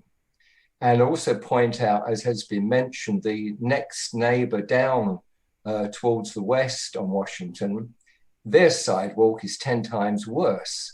So we could have a situation where that entire block, all those trees are removed. And then we have the heat island issue and just the ugliness of all that bare space. So to be brief, I would like to see these trees preserved for at least a few more years or until such time as they do become dangerous according to what the urban forester determines. Thank you.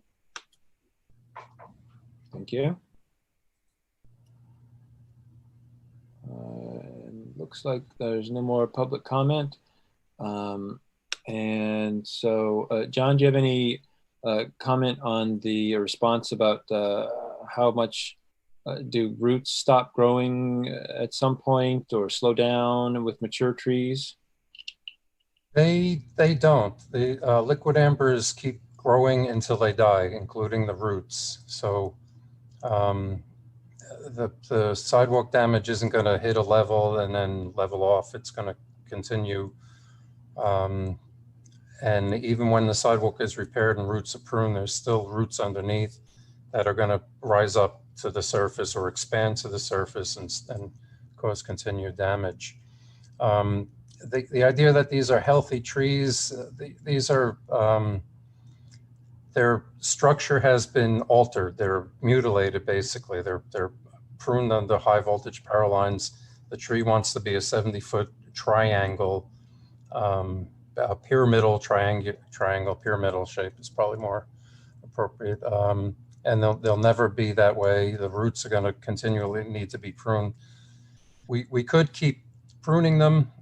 PG&E is going to top prune them. We side prune them, try to reduce weight, root prune them. The tree's being battered throughout the rest of its life at this point. And it's typical. And I certainly agree with, climate change issues and heat island issues and all that, but we need a better tree. We need a more appropriate tree. And eventually these trees are going to, all of the liquid embers, as one person noted, they are all going to be removed, but they're going to be replaced also. And as I mentioned earlier, as issues come up with these trees, I think it's best that we go forward and remove them and replace them with other trees. And over time, we'll have a slightly varied age forest that's healthier, more manageable forest than one where we have 300 liquid ambers that were all planted in 1977, and now they're all dropping limbs and ripping up sidewalks at the same time. That's what we want to avoid. And if it were a different species, I would have a different approach to these. I think other species don't have the problems that these do. Liquid embers give you all the benefits that trees do, all the benefits that people want.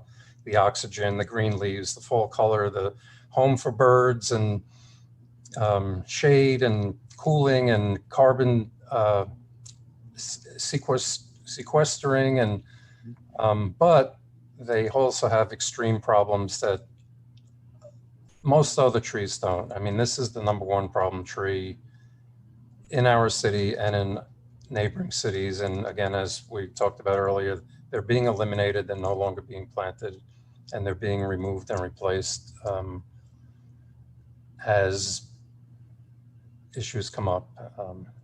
Okay. So thank you. Now it's always a shame to lose a green tree, but at some point in an urban area, trees get cycled.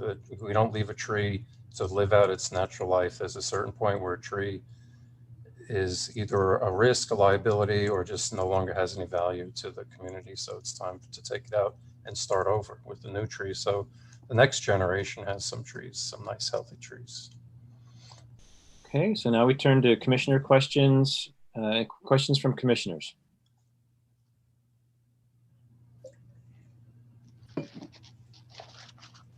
Oh, Commissioner Abbott? I can't see everybody. Just have a comment. It seems like these are really wide strips and we're gonna have to plant smaller trees. This seems like a great place where we might expect more trees planted to replace these. There's a lot of room there. Possibly. It depends on the underground utilities and that sort of thing, but yeah. Sure. Okay, Commissioner Nagus? I was just wondering about, I understand that it makes sense to remove these trees sooner than later, but is there a way of thinking about phasing the removal? Perhaps moving, especially if there are going to be other trees in that same general area that will likely be removed in the next couple of years. I guess my question is one of these trees more of a potential hazard than the other? Good question. And at some point, I think I was more concerned about the tree on the right side, tree number 1. But looking at the other tree, there's that one section where there's some included bark and that old wound where it's pretty likely that's going to be an area of failure that's going to rip into the trunk. The tree on the right has this large limb, the lowest limb, that is also an area of concern that's going to rip into the trunk when that comes down.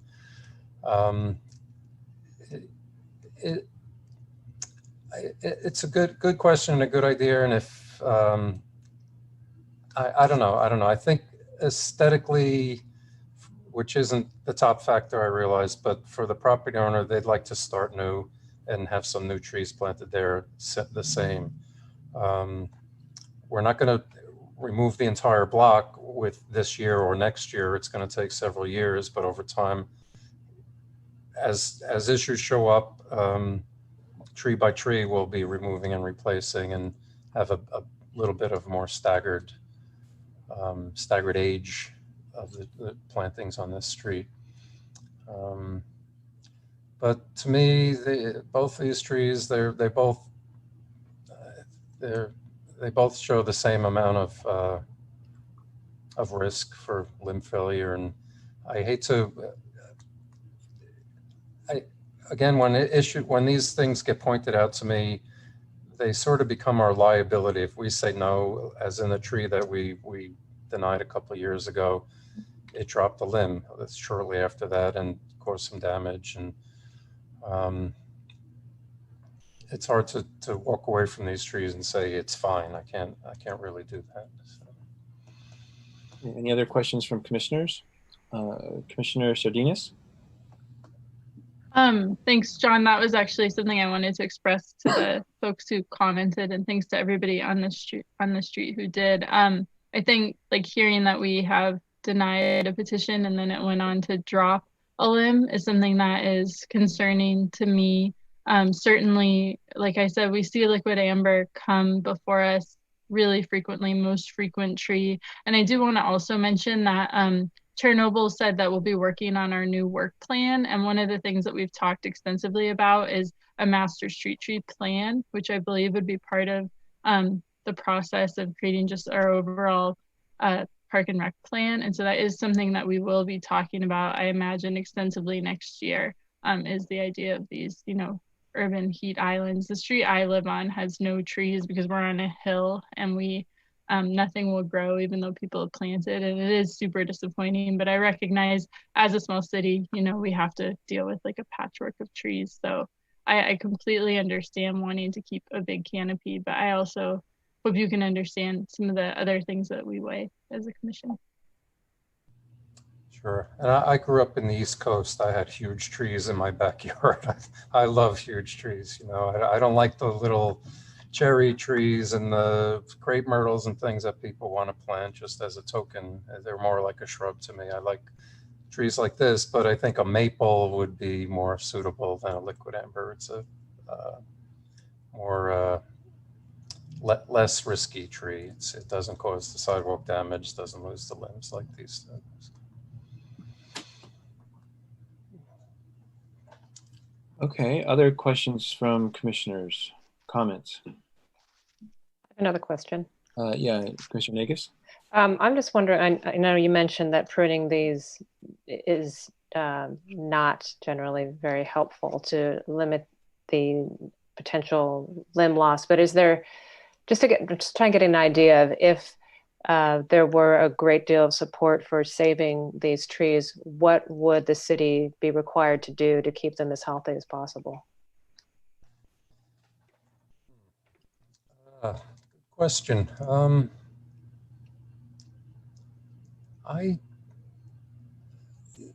In some ways, we already do, aside from maybe the, the property owner has DG and the landscape fabric, that could be mulch. Mulch is always helpful to trees, but mostly because of the bacterial, microbial activity that stimulates and keeps the tree healthy. That's one thing that can be done. Extensive pruning, continual pruning would be needed to really keep them in good shape. They'd have to be inspected. We'd have to get in there in the winter or have a climber or someone go up and look at all the branching unions and see which are stronger, which are weaker. Some selective thinning maybe, but we're sort of doing that. These trees were pruned last year or possibly 2 years ago. The entire, all the liquid ambers on Washington Avenue were pruned at the same time.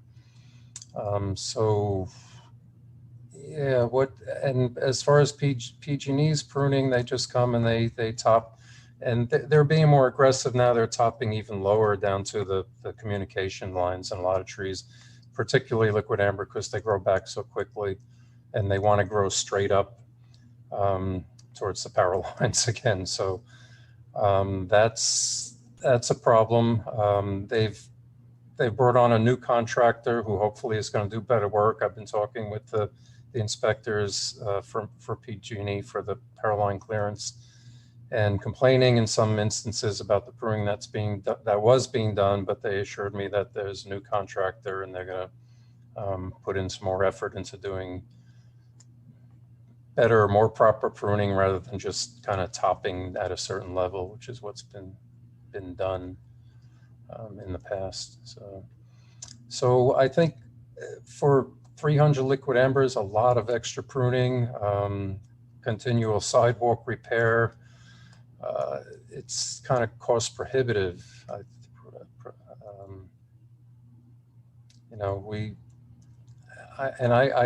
My feeling is it's not really worth it. We're better off just starting new again, one by one, starting over with something else here. So it sounds like it would be a great deal of effort and expense to make sure, or to even attempt to make sure that these trees aren't going to be a major liability for homeowners or for the city. Yeah. And what I've been trying to find out as much as I can, reading other cities, other arborist reports, and what they're saying is even when they're well pruned, they have unexpected limb drop. There's a lot of limbs that just fall out. Even though the tree is pruned, it's nicely shaped and thinned out, and it's hard to foresee a lot of the limb drop on these trees. So again, what I'm reading is that at a certain age, when they're hitting maturity, they start dropping limbs, and they continue to drop limbs. You don't kind of clean them up and then they stop and grow nicely. They just continue doing that, which I imagine is what they would do in nature, which would be in the East Coast, eastern woodlands area. They drop limbs, and it's fine because they're in the woodlands and it doesn't matter. But in an urban area, it's not appropriate to have a tree like this. Okay. And yeah, for me, I appreciate the input from the community.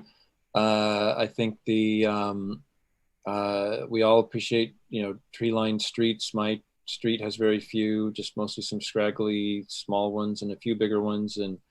But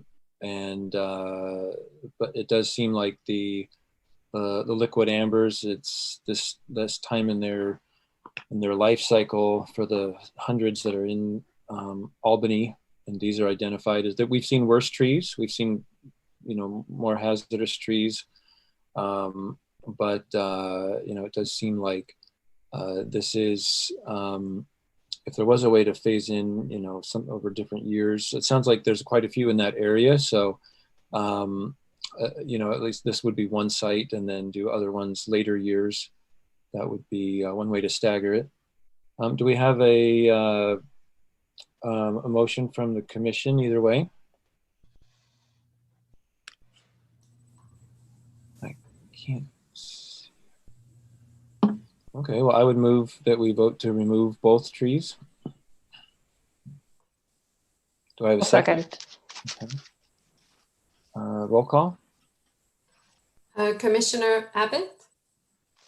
Yes. Commissioner Martin? Yes. Commissioner Negus? Yes. And Commissioner Sardinas? Yes.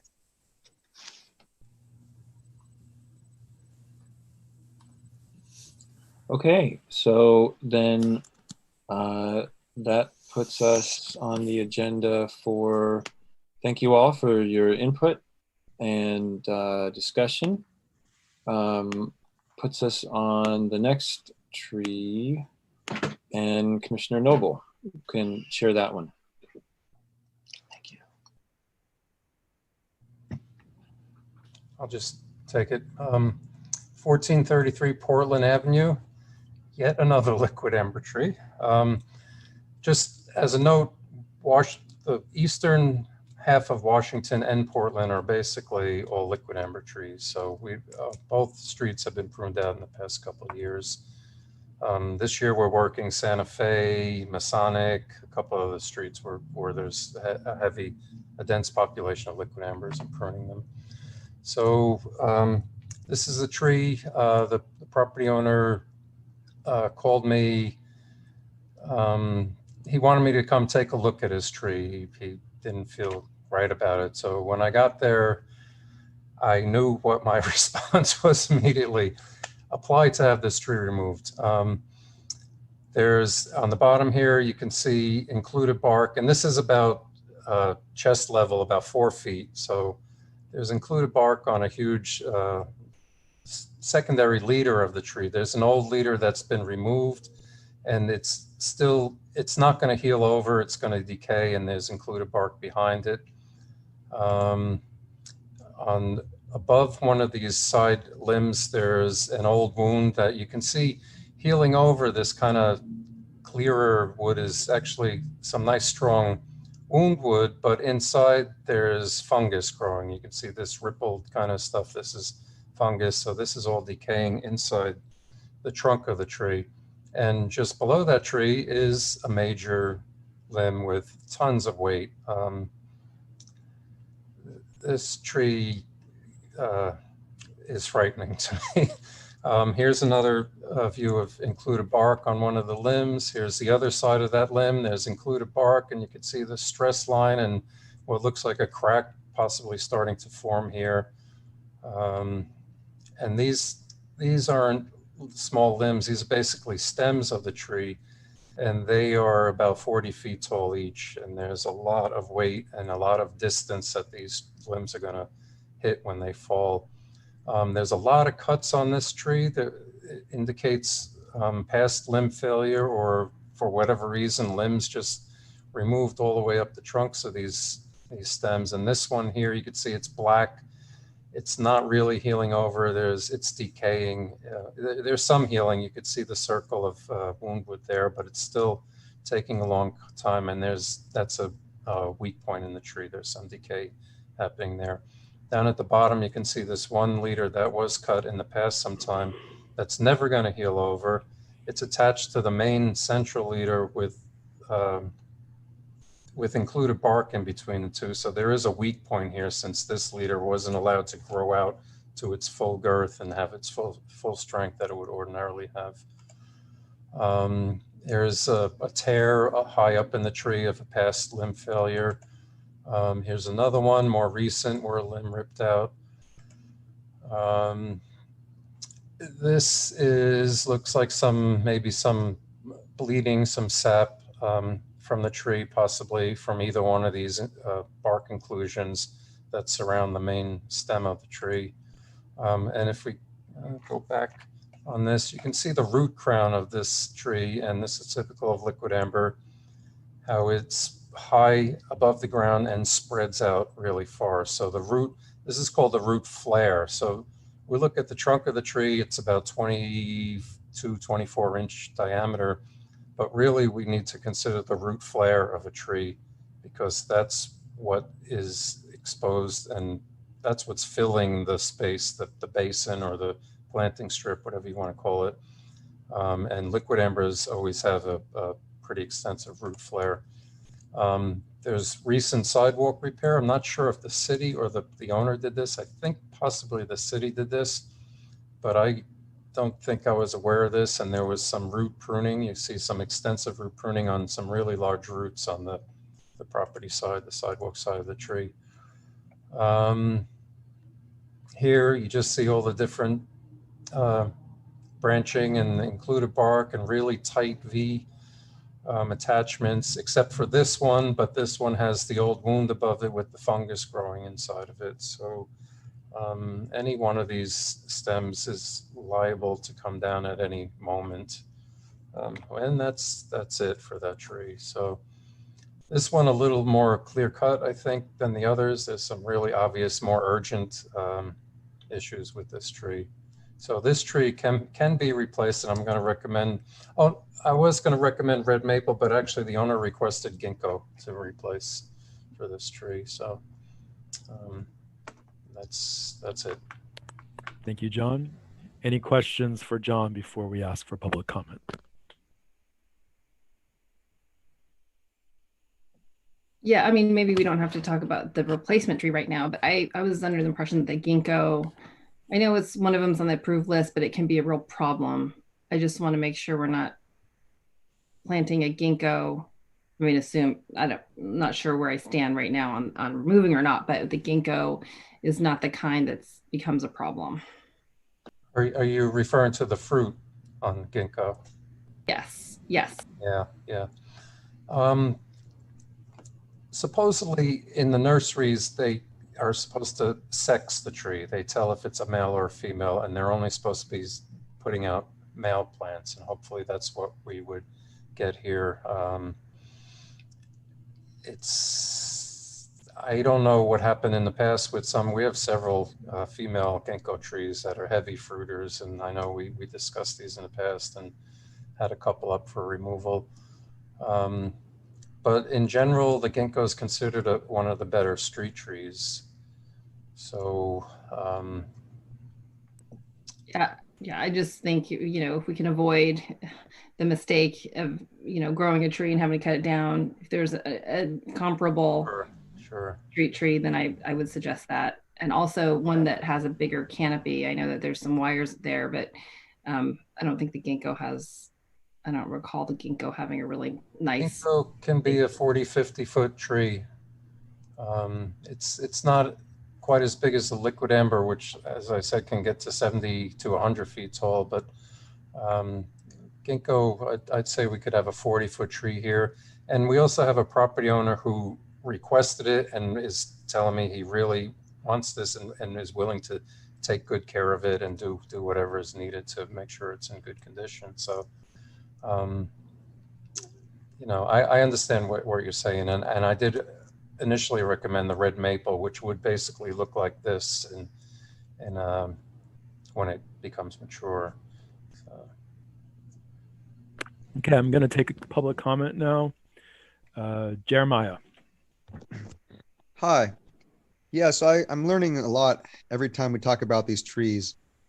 I'm just curious, I'm sure there's birds that live in that tree, right? The last photo of the last tree, I zoomed in and I counted 3-4 birds' nests up there in that Google photo.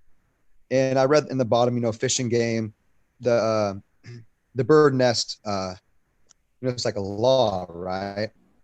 So who's climbed up that tree and found all the bird nests?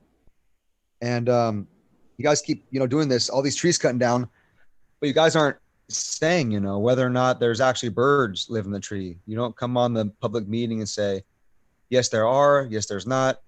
There are such and such this amount of birds' nests, because it's almost winter time, and these are big trees. They've been there a long time.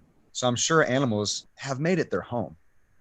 And, now you're making all these animals homeless, right? I'm sure birds can find another tree or whatever, but there's probably already birds in that next tree. So I'm not sure if this is necessarily an emergency tree. It looks like you could probably try to prune some of those ones. And it looks like the tree goes straight up. There's at least one branch that just goes straight up. I'm sure the owner wants to plant a gecko, which is fine, but it looks like there's a tree that you're not showing to the left, still in front of the house, probably a similar tree. And it kind of seems like, well, if you can just get this one tree, then he's going to come back the next meeting and try to get the other tree cut down too. But I do notice this is the one where the power lines are. And so that is an issue. But please consider the birds in the nests, and please do your research thoroughly before you cut down these trees. Thanks. Thank you, Jeremiah. Any other public comments?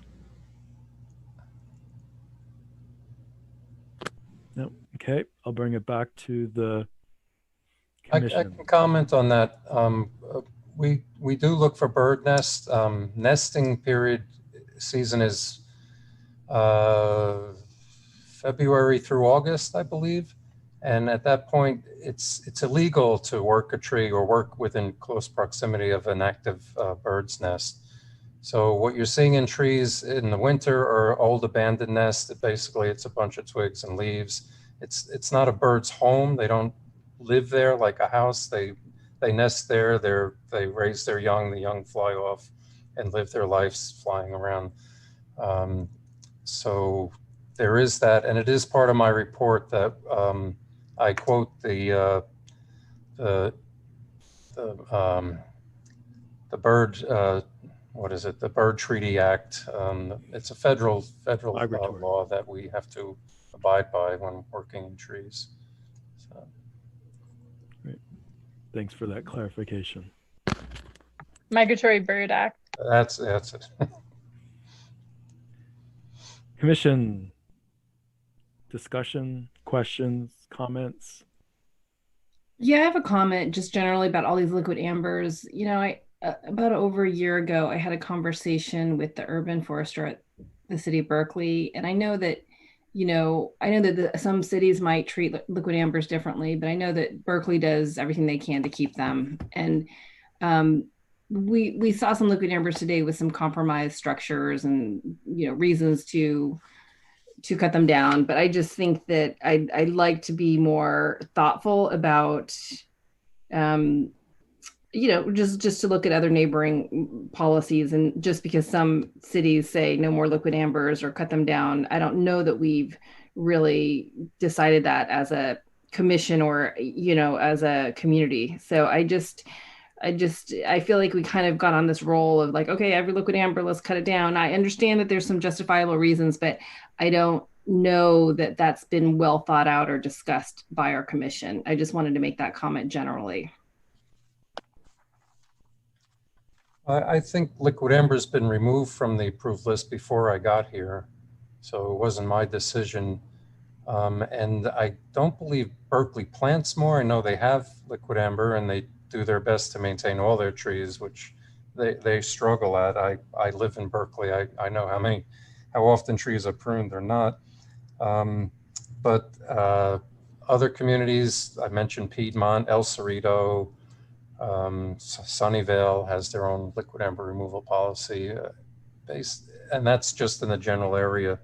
And I've been reading more material all over the country, Canada, where people are struggling on how to deal with their liquid amber.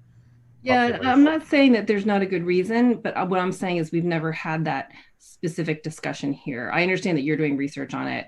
I do think it's something we can consider as a commission rather than just assuming we sort of have this policy that other cities do. Maybe we take it up as a agenda item at some point because, and again, I've been, advocating for a master tree policy or tree sort of plan because I feel like we're always kind of coming with like not haphazard, but we're always having to make these decisions every time. And if we had more clear guidance and about how we want to handle these different situations, we don't necessarily I don't know, need to always have a really drawn out discussion about it if it's sort of clear cut because we've already had that long, thoughtful discussion, you know, in a more standardized policy way. Yeah, no, that's a great idea. And I think, again, taking Sunnyvale's example, we should have a liquid amber tree removal policy. We can spell out some basic steps and requirements or whatever. We'd have to talk about funding and all that also, but that would be a great idea. I also think ginkgo is another tree that we could have a specific policy for that specific species. And I don't mean to say that I want to advocate for a liquid amber removal policy, but I am saying that I think we should take it up as a commission to talk about it rather than be guided by this idea that we have this, you know, let's look at, anyway, you understand what I'm saying. I think, but yeah, we should have that discussion. I don't want to say that I'm advocating for a liquid amber removal policy. I just think that we should have it because we keep on getting presented with these trees as if we already have that policy in place, which I don't believe we do. So. Okay. Any other commissioner comments? Any commissioners wishing to make a motion?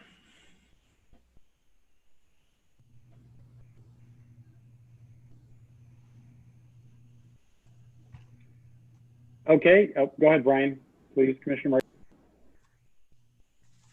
I think. I move to approve the request. Do we have a second?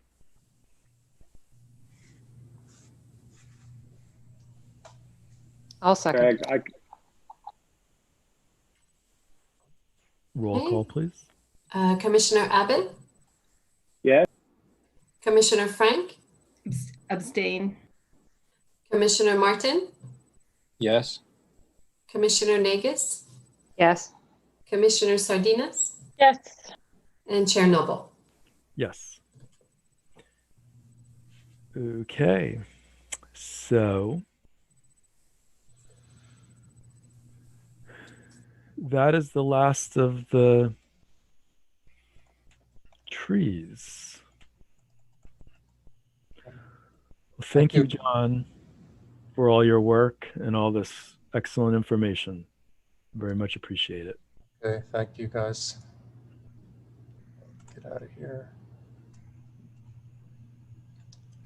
Okay, so moving on to agenda item 6.2. This is the bike park. At the most recent commission meeting, this item was discussed, and there was a decision made to form a subcommittee to continue the discussion of a mountain bike skills park. And so Commissioner Martin and myself were part of that subcommittee, and we decided to agendize this for this meeting to provide the commission with an update on this subject.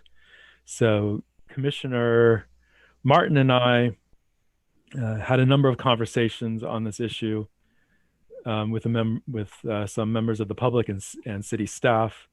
And so Commissioner Martin is going to provide a brief overview of those discussions, and then staff is going to present some additional information before the commission provides input on how to proceed on this particular issue.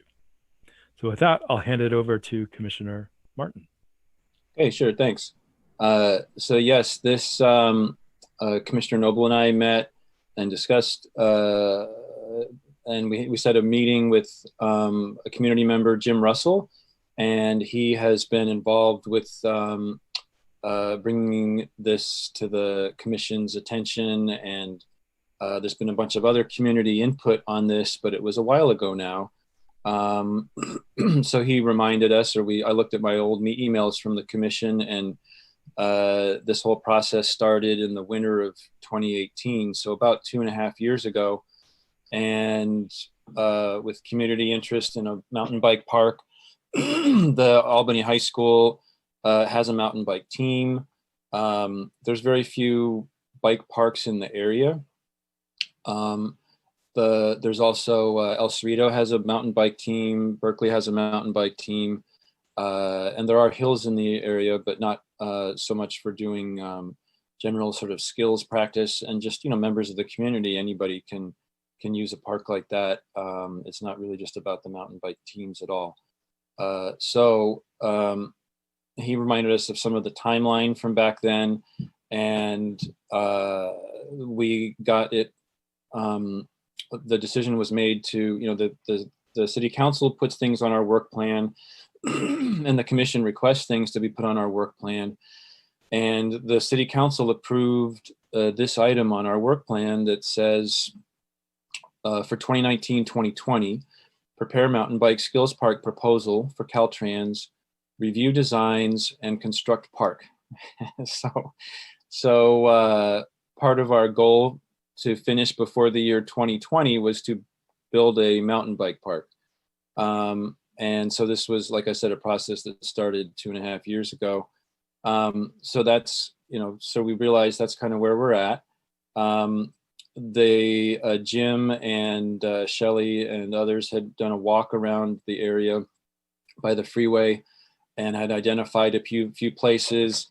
And the one that was decided on for the number one was presented to Caltrans by the city. And Mark can give us some more input on that. So then we had a meeting with Mark, Isabel, Commissioner Noble, and myself, and community member Russell, and went over the different locations and some of the issues.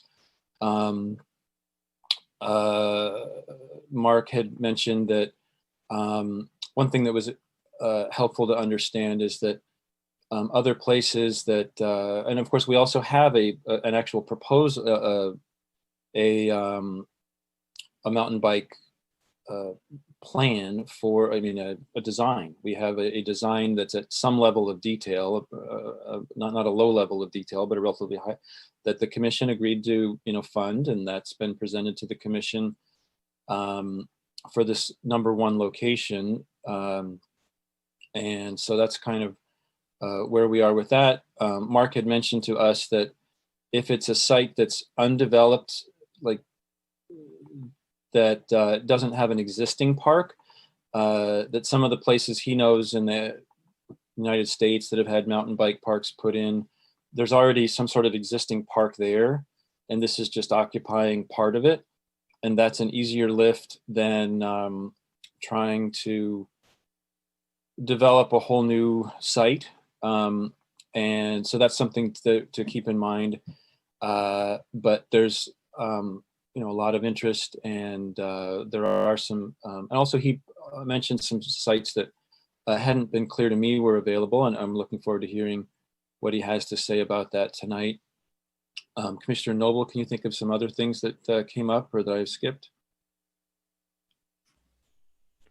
No, I think that the staff will I think add information that as needed. So with that, I'd like to hand it over to Mark for his presentation. Sure thing. Let me share my screen. We want to do here. All right, is everyone seeing this? Mm-hmm. Okay. Yeah. So, sure, thank you, and good evening, commissioners. So this is a follow-on discussion from our last meeting where we gave an update where we were on the project, and I understand that wasn't probably the best news, that Caltrans, the preferred site, Caltrans really had some real reservations, and in all honesty, that message probably should have gotten back to you guys much earlier in the process. So that's one of the things we want to make sure we're cleaning up and being more complete with the communication on where we stand. So with that, tonight, what I wanted to do is, let me see if I can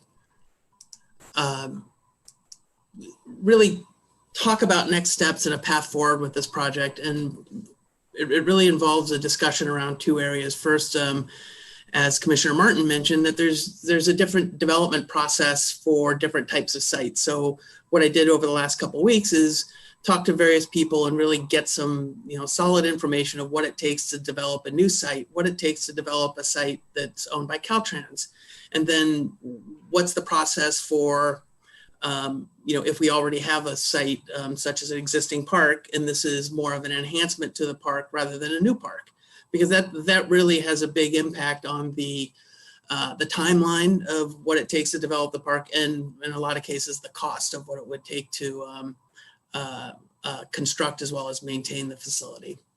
And then what I tried to do and just develop a couple of options for going forward. And this, in my mind, sort of bounds the whole universe of what we might, how we might do it. Everything from, sticking on one site to taking a step back and taking a broader view. And we can talk about these. And they're not intended to be firm, fast options. They're intended to be sort of guideposts so you can see what the impact of different options would be. And clearly through the discussion, a different option, a fifth option might come out of this, and that would be perfectly acceptable. But that at the end of the day, what we want to do is have a consensus recommendation that we can present to council, say this is how we want to develop the park, so that we can get it folded into our CIP and work plans, so that you have more certainty on terms of where we are in the process of developing the site. So with that, I will jump into the different development process. So as Commissioner Martin said, if you have a new site, there's really a lot of baseline work that you have to do that's not necessarily tied to a mountain bike park. It could be really any park. It could be, tennis courts, I don't know. But it really starts off with, we need to do a CEQA review. And actually we have to go through planning and zoning and actually get a conditional use permit for any sort of new facility. And so that takes a process that starts off with a preliminary proposal that gets vetted at P&Z. And then we start our CEQA process through an initial study. And as I understand, this sort of starts framing the issues that you need to investigate through the CEQA process. You go and do your CEQA analysis. There's a public comment period, and then that culminates into a public hearing where you have where council accepts the environmental process and issues a conditional use permit for the project. And so in some ways that's the process for any project that would also be applicable to the mountain bike park. My sense is the design for the park could run concurrent to this. It seems like it's a pretty, a mountain bike park in the concept drawing that we had done by, I think it was Active Sports. It's a pretty straightforward project to design. So I think that would be something we could run concurrently. And in talking to our planning folks, the planning piece of this would be a 10 to 12 month process to go through that. And then after that, we would think about 6 to 8 months for construction. And that would include a bidding period and going to council to get approval for the construction contract and so forth. So that would be a pretty typical process. And that's assuming one, that we have land rights to develop that new site. And that would be something that would be on top of that if it was a new site. And again, the Caltrans process, again, if we wanted to enter into a lease with Caltrans, they have their own sort of process that would sort of dovetail with the planning and zoning process and CEQA process. But it really starts with a conceptual review of a proposal. And I think we were sort of stuck in this phase where Caltrans came back with some pretty significant questions that we couldn't address. So it really just stalled out at this point. But once you get past the conceptual review, you get into what Caltrans has is their pretty traditional project review process, where as the design develops, they get reviews at different points, and then you address their comments in the subsequent design package.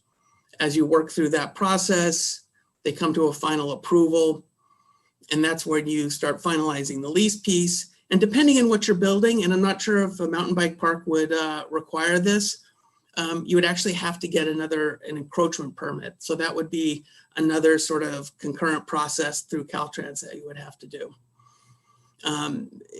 Clearly, if you're digging, you need a permit. Whether or not the mountain bike park would rise to that level, I'm not sure, and that would kind of reveal itself as we got through the process. Some of their requirements.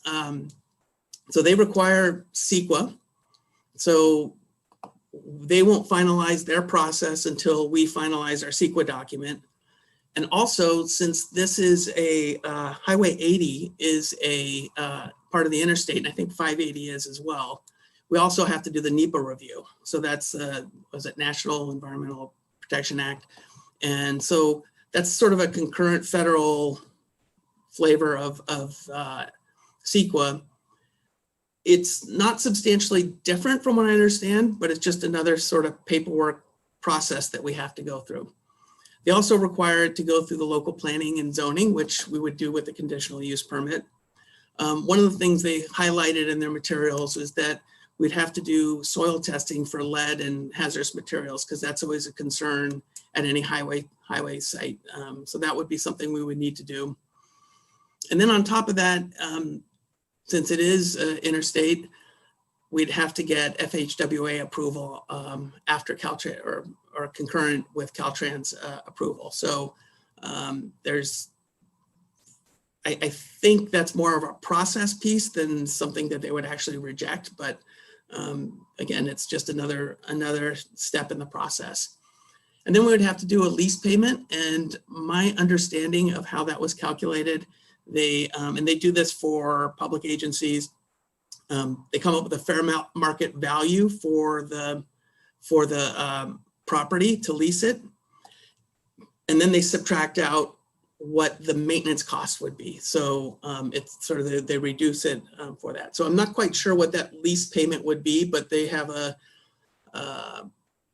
fairly structured process for how that comes out. It's not. I don't think it's much of a negotiation.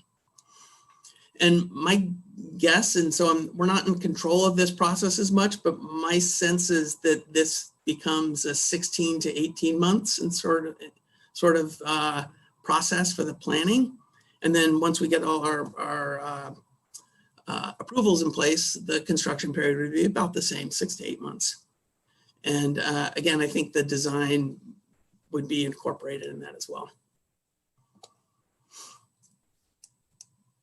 And then if it's an existing facility, it's a much more streamlined process. My guess is we would do some sort of review to make sure that the building a mountain bike park would be consistent with any sort of, with the location or the park that we chose to do it at. I imagine that wouldn't be a problem. Then we would do our design. Then we would roll into construction, and my guess, my sort of estimation on this is that we're looking at a 6 to 8 month design process, followed by a 6 to 8 month construction process. And as you can imagine, the amount of process probably correlates with the cost of the project. The more process we go through and the more analysis we do, the more front end costs that would be for the design.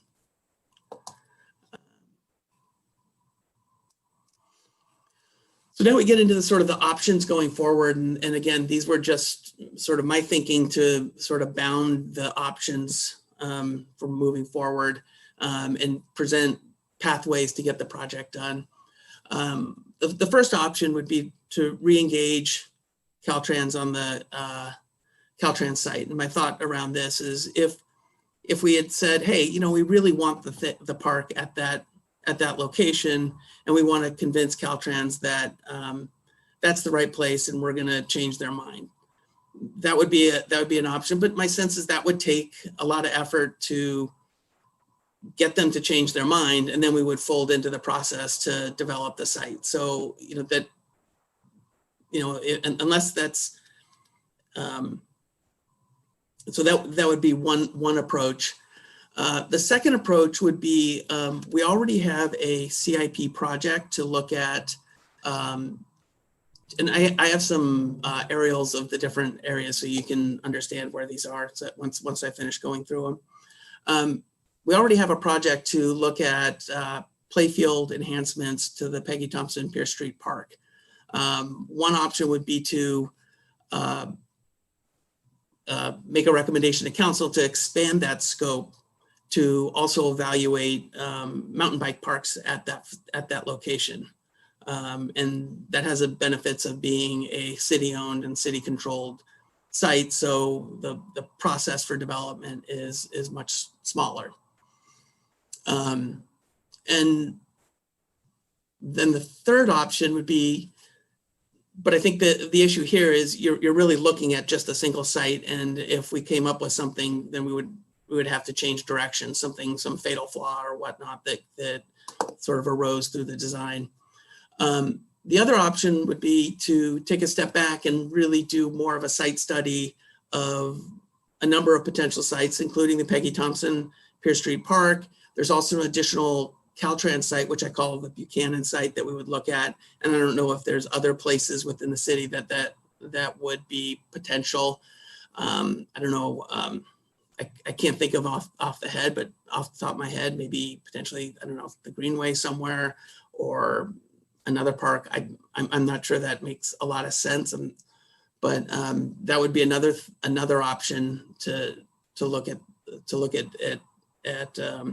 sort of more sites as sort of a site analysis.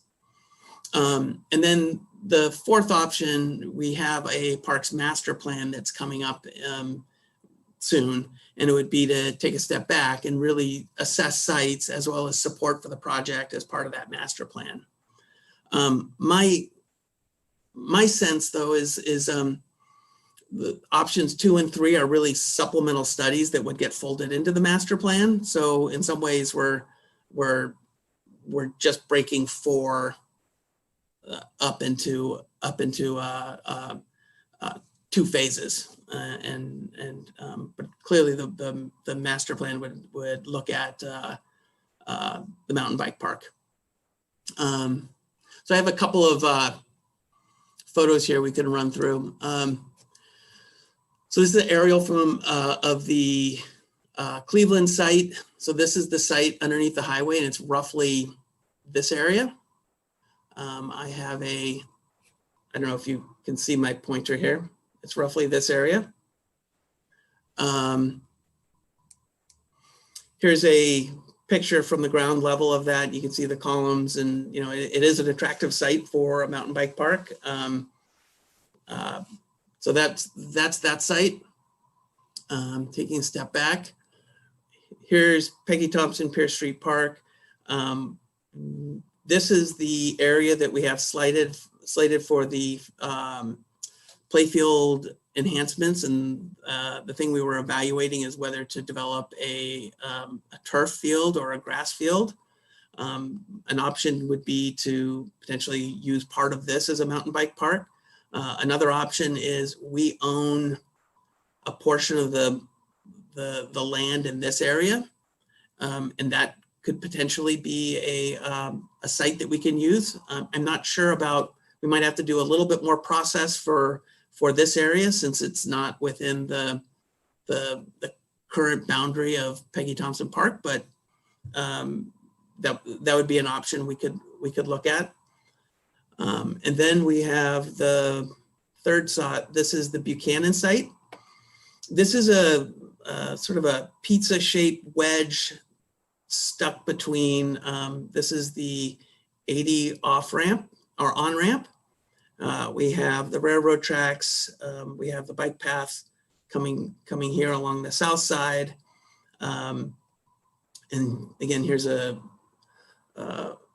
a view of the site from the bike path there. I did have a conversation with Caltrans on this site. They don't have the same liability concerns as they do with they seemingly, I didn't get a complete answer, but they seemingly don't have the same liability issues with this site, provided that the bike park doesn't go underneath the drip line of the highway ramp. So I think we don't have that issue right now. The person I spoke to said that this site wasn't listed as on their available to lease. And so she's trying to investigate that, and assuming that there's no other sort of hazard or fatal flaw, it might be, if she thought that there could be a number of reasons and that wouldn't be necessarily a huge hurdle. I think her initial thought was it's really not really accessible, but it's pretty accessible from a bike. So bike parks, that kind of makes some sense there. So assuming that there's no other sort of fatal flaw that she's investigating, this could potentially be a site, and I should know maybe by tomorrow, definitely sometime next week. So that's really all I had in terms of sort of framing it. I'm happy to answer questions or clarify anything.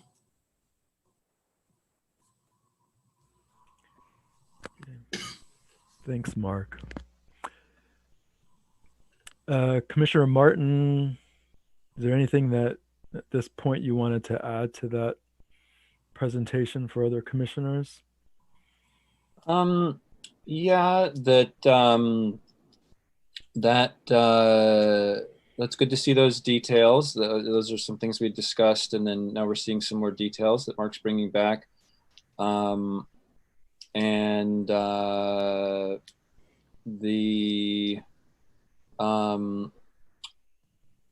think that was, I have some questions, but I don't, that was mostly what we wanted to hear. For you? Yeah, I have some sort of thoughts and ideas about how to proceed, but no sort of additional information I wanted to share at this time. Let's see. I think I will ask right now if there's any public comment on this particular item, and I see Jeremiah has his hand raised. Go ahead, Jeremiah.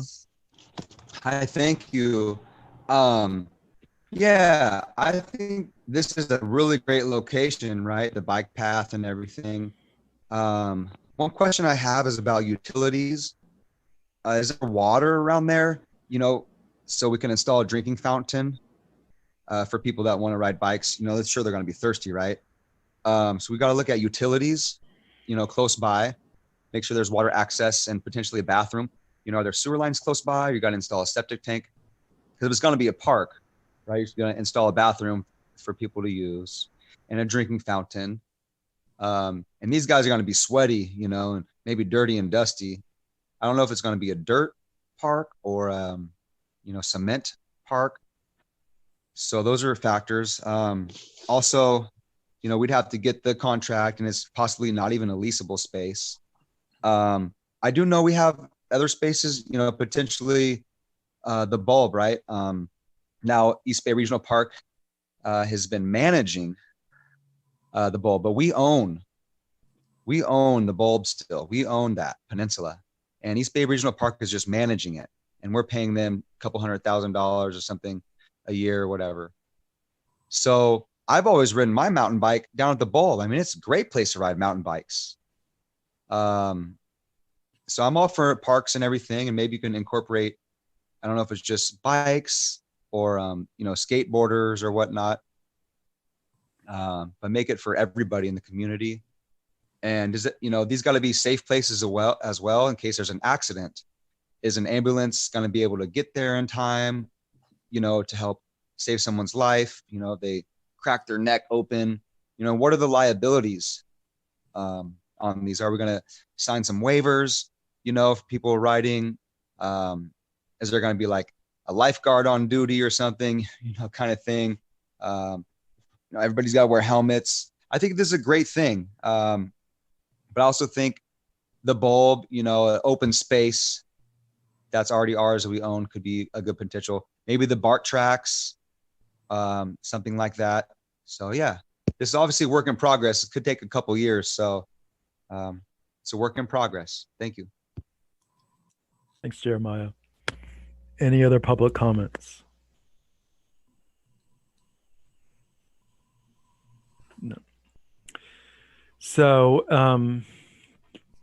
Mark, could you go back to the slide that identifies the 4 options, please? Sure.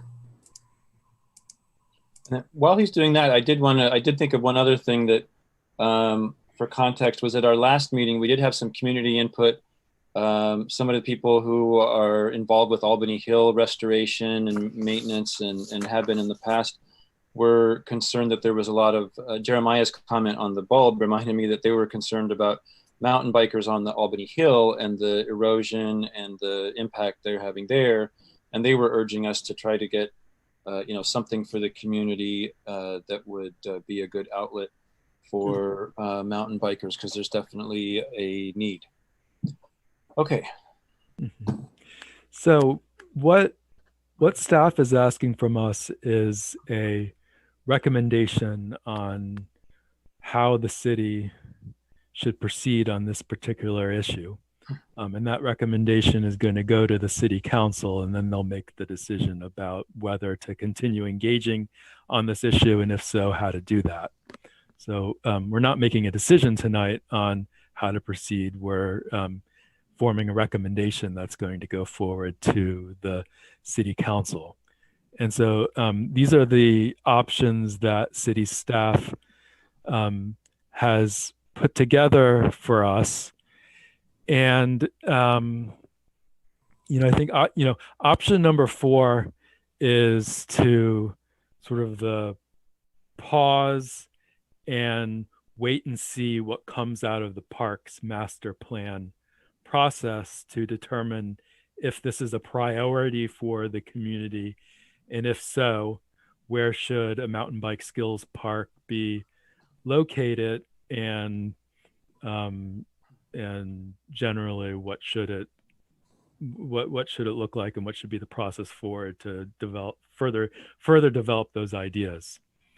And I think options 1, 2, and 3 is more the option to sort of continue moving forward on this idea, probably as a parallel process to the park's master plan update. And I think options 1, 2, and 3, they're sort of variations on a similar theme, some of which are maybe a little bit more time consuming and labor intensive than others. And so it seems to me that kind of our two main possibilities as presented by staff is to sort of proceed onward with this idea as a parallel process to the park's master plan, or to wait on the parks until we've made more progress on the park's master plan. I think there may be other options as well that other commissioners may think of. I think another one is to kind of set this idea aside for the time being, waiting to see, which maybe is partly what option number 4 is, waiting to see what comes out of the park's master plan process. I think it was interesting for me to engage on this issue as part of the subcommittee, because I wasn't on the commission when this idea was first was previously discussed with the commission. And I think current city staff wasn't with the city or with the planning or the Parks and Rec Commission at that time either. So it was interesting for me to learn more about that process. And I think what happened is that the the commission maybe got a little bit ahead of itself at that time, without having done a more complete and thorough analysis of the issue. That there wasn't a sufficiently methodical process to sort of analyze the options, select a preferred option, and then determine exactly what the process needed to be to implement, to finalize a decision and then implement that decision. And I think it left me feeling a little bit sort of disappointed, maybe a little bit frustrated as well, with how that went. And there were members of the public who invested time and energy into sort of developing these ideas. And I think it might have been frustrating for them as well. And what I heard from city staff, and I was encouraged to hear this, is that there's a desire to sort of learn from that experience and make sure that moving forward that we have a really sort of careful, thoughtful process for our parks planning and implementation efforts. So that was encouraging. That was encouraging to hear moving forward. So I think, I guess restating what I said previously, from my perspective, sort of the choices for the commission is to make a recommendation to council to sort of proceed with further evaluation and planning sort of right now on the Parks and Rec or on the bike park idea versus kind of waiting to see what comes out of the parks master planning process. Well, I probably am the only institutional memory here who was part of the commission back when this was originally discussed. This grew out of the discussion of the design of Pier Street Park. It was originally proposed for part of the playfield. And then we actually considered the kind of the triangle to the north of Pier Street Park as a site for this. Nothing really came of that. And then the committee member, I think Jim, came back with a suggestion in front of the freeway. And I think what was unique about that is that space that isn't really usable for anything else. Turns out it's not usable for this either, but it wasn't usable for anything else. So it wasn't in competition with anything. But if we're talking about space, say the other Caltrans area there, I'm pointing to my other monitor. You probably don't see that, but I'm pointing to the monitor. I could, whatever. And, or other park space, now that space is valuable for other things. So now we need to go into context. We need to discuss priorities and where we want to go. Whereas before it was kind of like obvious, well, it's not going to be used for anything else. We can use that space. So I'm definitely on the side of we got to kind of step back and think about the parks master plan, because we have very limited space to deal with, and we need to have that conversation.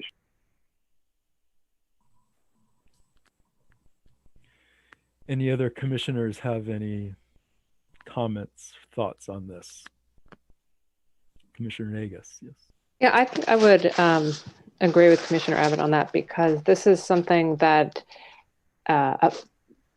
constructing a new facility like this is a pretty significant capital outlay. And given the circumstances that we're all living in and reductions in city funding that we're likely going to run into, I really think this is something that needs to be addressed overall in the city with regards to park and recreation needs. I don't think that it can be looked at in isolation. I think it certainly could be, work could continue on it, but I think it needs to be looked at in the context of other recreational needs in the city.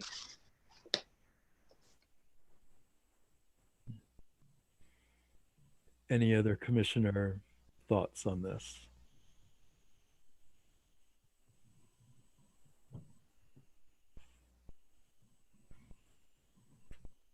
One question I would have is how many of these things could go in parallel? So for example,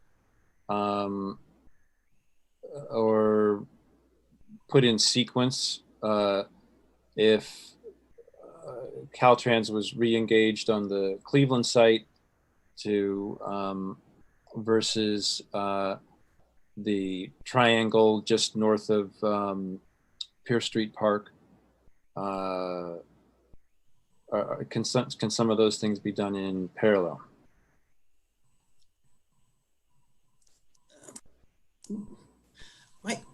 my preference would be to pick a track and go on it. We have limited staff time, so the idea if we're going to be pushing multiple paths forward, you know, that's really difficult for us. Mhm. So my preference would be let's pick a path and then we can schedule it in. Okay. And then part of the history I remember with the Caltrans site was that kind of the word went out that Caltrans was encouraging people to make use of Caltrans land. And so that was part of the impetus. So the area under the overpass on Cleveland there was identified, but as was the open area off the bike path. But it sounds like you're going to hear back about that area soon. So that's yeah, and they are actively looking and want to lease these sites, but they also have a lot of process to lease the sites. So it's not a quick process. Commissioner Sardinas, you have your hand raised. Yeah, I think I also would lean towards the option 4, putting this in the master plan process, because I think there are a lot of competing land uses. Certainly, I don't want to discount, trying to move forward, but given limited city staff time, I think being able to suss out if this is going to be a project and then what that, where that would be is important. I certainly have concerns around like leasing land and the cost, yet I also recognize we have limited space, and so that might be our only option. And so, that could be completely viable, but I also don't want to discount how long it takes to do NEPA and CEQA, and that there will be a lot of, you have to have public comment periods. Consultants are really expensive. So I think it needs to be part of a very comprehensive, well thought out process that, as other commissioners have said, looks at all of the other options and goals that we want to accomplish here in the city. I really think that this is an important topic, but I want it kind of framed within all of the other important topics that we have. Any other commissioners wishing to comment on this? If I may, I'd make just one more comment, and that is I'm not too concerned about the Caltrans CEQA process and all that, because I think we are eventually going to use that land. I think we're going to use it for something. We're so constrained, it's going to be used, and we're going to have to go through that process sometime. So, I'm not saying that means we should move forward. I'm just saying that's going to happen one way or the other eventually. Mm-hmm.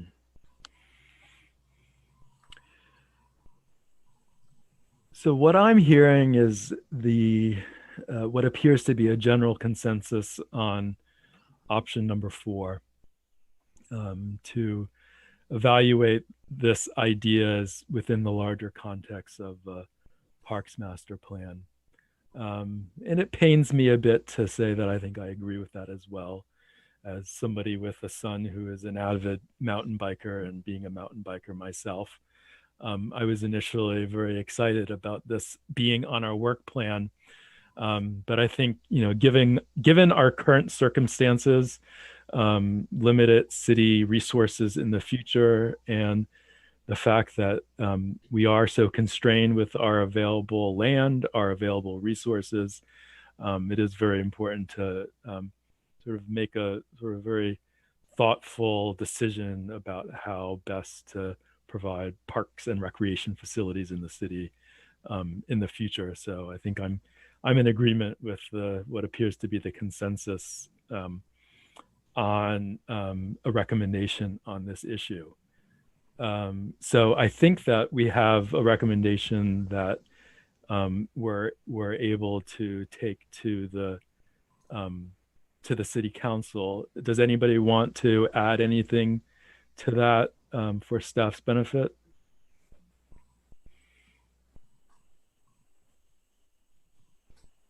Okay, staff, do you feel like you have what you need from us on this? Yes. Okay, great. Well, with that, we'll move on to the next agenda on. Just one more thing. Can we make that a motion so that it appears in the minutes and in the record? I think that would be great. Yes. Thank you. So I'll make the I'll I think break protocol and make the motion as chair and move that the council or the commission recommends to the city council that the bike park concept be considered as part of the upcoming Parks Master Plan update process. Do we have a second? I'll second that. Okay, can we have a roll call? Yes. So Commissioner Abbott? Yes. Commissioner Frank? Yes. Commissioner Martin? Yes. Commissioner Negus? Yes. Commissioner Sardinas? Yes. And Chair Noble? Yes. Thank you. All right. So I see from my clock on my computer screen that we're at 9:45. And we have 2 remaining agenda items. And so agenda item 6.3 is the Ocean View Community Garden update. So Commissioner Sardinas and I will endeavor to provide this update quickly. I'm going to pull up some notes that I've prepared. So this came out of our discussion at the last meeting when we were reviewing our work plan, and we decided that it would be important to review the status of the community garden work with the full commission, so you can be aware of where we are on this, and we can all kind of come to an agreement on a path forward on this. So just sort of a brief summary of the work that we've done on this item.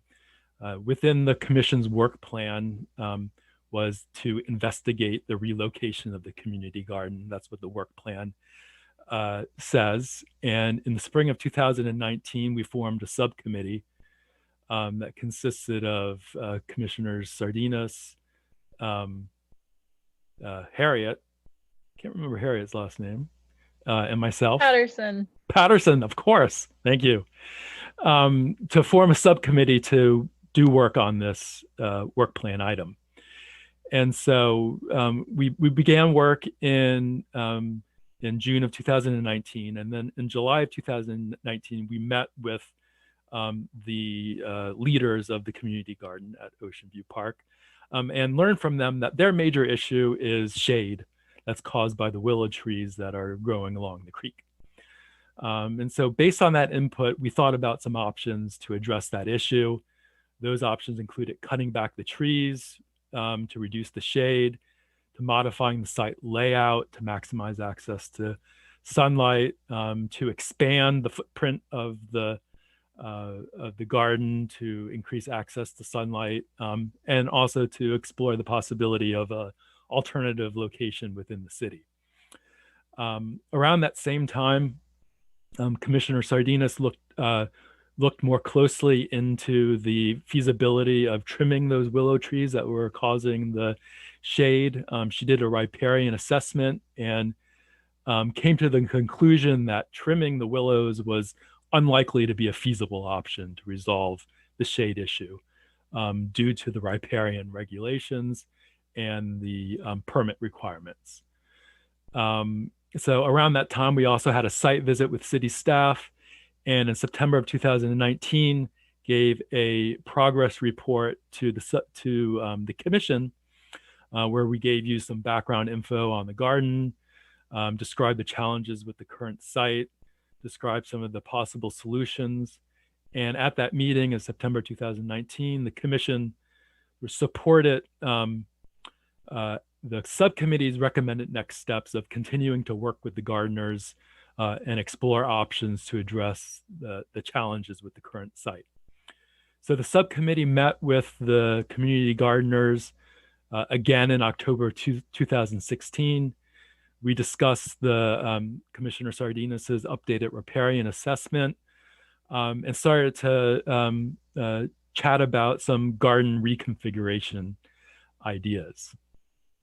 And so around that time, that's when there was a change in staff where Isabel became the new Parks and Rec director. And in November of 2019, the subcommittee met with Isabel and sort of talked about this project along with other projects that the city was working on at that time. And we made the decision at that point to sort of pause work on the community garden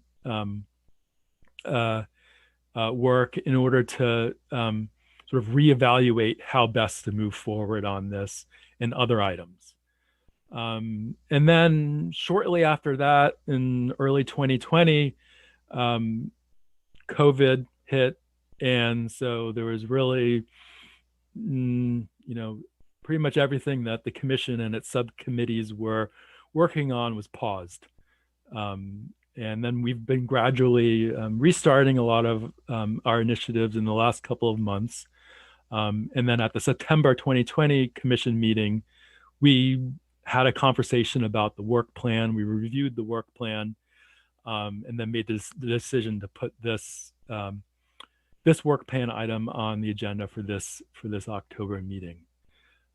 I did send an email out to the community gardeners, letting them know that this was on the agenda for tonight. I didn't hear back from them, and it doesn't appear that we have any of them attending tonight, at least no names that I recognize. And so when Commissioner Sardinas and I sort of chatted about this last week, we came to the agreement that given the circumstances that we're in now, that it would be most appropriate to resume work on the community garden item only after the commission's work plan is updated. And only if it is included on the work plan that's ultimately approved by the council. We do think that because of the work that has been done over the last year on this item, that this is something that should be on our list of items to include on our work plan update when we discuss that as a commission in early 2021. And the city council will receive our recommendation on the work plan kind of in early spring of 2021, and it'll be up to them if this is something that they want us to prioritize. So that's kind of, in a nutshell where we are. Commissioner Sardinas, was there anything that you wanted to add to that? No, that was a great summary. Thank you. Okay. City staff, was there anything that you wanted to add or comment on? No, I think that was a great recap, and yes, that seems fine. Like a good next step. Okay. Mm-hmm. So commissioners, any questions or thoughts on how to proceed?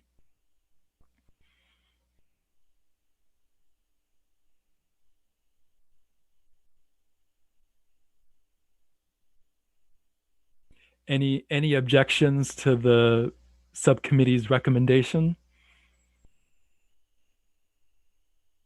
I think the recommendation sounds good to me. Do we need to open it for public comment and go through the whole process? I don't know. Right. Yes. I just thought we were doing questions. I didn't have a question. Okay. Yes, thank you. So moving on to public comment, Jeremiah. Community gardens, the topic, right? It is. Perfect. So this is so important for our community because myself and my wife, Elaine Videa, we're both big time volunteers at the Giltrack Farm. And I have acquired a lot of experience and a lot of knowledge on what it takes to manage a community garden. And I've been suggesting this for many city council meetings. We need a community garden. And this is wonderful. Earlier in this meeting, you might not plant fruit trees. And I was just, hoping our sidewalks could be a community garden. But now actually we have a focus. And so community gardens is great. People get to volunteer, they get fresh air, and it's very educational. And since this is actually an Albany garden, we could have it educational to where kindergarten class or elementary school, middle school, even high school, they could study, they could learn and we can have classes. And it obviously feeds a big portion of our community. All these vegetables are grown and strawberries and just year round. So many types of vegetables grow year round. And I believe we'd have a lot of support from the community. I'm sure there's people that are gardeners as well. And there's a lot of knowledge that this is going to bring out our community, and it's actually going to bring our community together. And obviously it promotes a healthier community just because we're eating, organic and stuff grown from the ground. And when we grow stuff from the ground like this, we feel more connected. And, maybe we can have, different rows to where, each block or each part of Albany gets a designated location to where they can come and plant things and have it be personal. There were so many different things. We were growing flowers, to attract butterflies. And every day we would just pick flowers. Elaine would pick flowers from the garden and put it in a jar. And there's also food stands, right? So the food that's produced, we can open it on the weekends, and it could be a donation base, and people could even throw money at it if they want to. But it's not about the money, right? It's about doing the right thing. And if it has to be about the money, it's about doing the right thing with the money. So yeah, I support this, and I fully recommend community gardens. This is a great start to a healthy community. Keep up the good work, everybody. Thank you, Jeremiah. Okay, now back to the commission. So, Commissioner Sardinas. I guess I did just want to mention that the community garden had brought this issue to the commission, and maybe Commissioner Abbott remembers, because I think nobody else was here then, but it was something that was looked into in the past and then not followed through. And so, while Chair Noble and I are recommending that we, postpone it until it is on our next work plan, I think I want to continue to advocate that this is an important issue that has been put off in the past, and to do our due diligence to the community gardeners. I think that we should pursue it and hopefully put it on our work plan in the future. So just to give that. Thank you for that. Any other comments or discussion?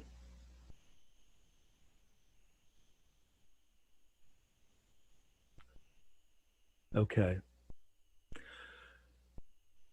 So, staff, I think you have what you need on this. I think that there's no decision or recommendation that's being made. I think that we have a plan on this, and I look forward to talking about this within the context of our updated work plan when we talk about that in early 2021. Great. Okay, moving on to our next agenda item. It is park spaces for gym classes. Yes, so the Parks, Recreation, Open Space Commission has been directed by the City Council to identify park spaces for gyms to use to conduct outdoor fitness classes during the COVID-19 pandemic. And how that came about is basically staff went to the council requesting a fee waiver for the use of Ocean View tennis courts for gyms to use for fitness classes, outdoor fitness classes, Monday through Friday from 6 a.m. to 1 p.m. We had started to provide the Ocean View tennis courts to gyms on July 1st, but there was a fee attached to the usage per our master fee schedule. And when we went to council on September 8th, they approved a fee waiver for the tennis court, but they also directed the commission to look at potential other spaces that gyms could use. As of the action by the council, we have not gotten a lot of interest from gyms to use the Ocean View tennis courts. We have one organization that is currently using a part of the courts, just a little outside of it, but we have not received any other interest. And I think maybe Commissioner Abbott may have a little bit of insight as to the reasons why. And I would love to hear if you have any information for us to share with us. But the other thing also is that since we've been to council with this recommendation, the Alameda County shelter order was modified, and to include the opening of fitness centers at 10% capacity when appropriate safety measures are followed. But there are still restrictions on fitness classes and aerobic classes. So our perspective right now is that since there hasn't been that much interest in Ocean View tennis courts, the commission can certainly identify other spaces that could potentially be used by gyms, and we would move that recommendation to council along with a resolution to waive fees. But under the understanding that right now there doesn't seem to be any interest in it, and I'm not sure if it's the location. Originally, we thought it was because of the fee. So by waiving the fee, having the fee waived, we thought we'd get a little bit of an influx of application and interest, because we did submit we did come up with an application process, which was basically disseminated by with the help of the Solano, the Chamber of Commerce, and then our Community Development Department as well, who have been working, very hard with our business community to provide support during the pandemic. So I think that's it for me at this time. I'm happy to answer questions. I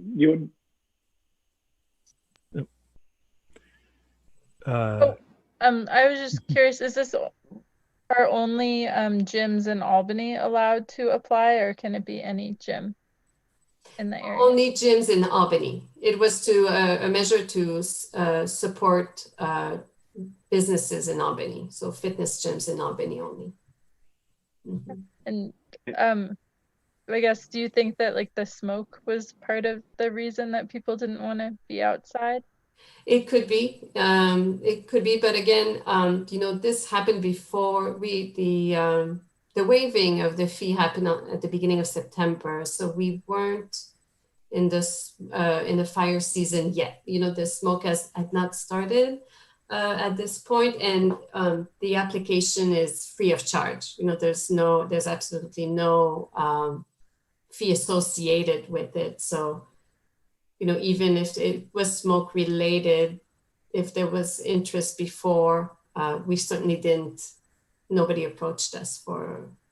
I guess my final question was, how is it advertised to local businesses? Through the Chamber of Commerce and our relationship with the the businesses through our community, with our community development staff. I feel like I should jump in and give a little bit of further. So I am on the board of the Chamber of Commerce, and we did directly contact the owners of gyms. And sadly, the one gym that expressed real interest, but they couldn't make it work with the money, closed their Albany location about a week before the fee was waived. So that's kind of why that didn't happen. They were looking forward to using it 5 days a week. They couldn't afford that when there was a fee, and so the timing was just wrong. So if we'd been able to get the fee waived, which I take a little bit of responsibility for, I should have pushed it earlier, but that they might have still had a storefront in Albany, but they don't anymore. Which one's that? And that was, I think it's Fuse. It's underneath the condo or the apartments at Portland and San Pablo. Pasha was. Okay. They hope to come back. They hope that when things, they can come back, but for now they had to close their Albany location.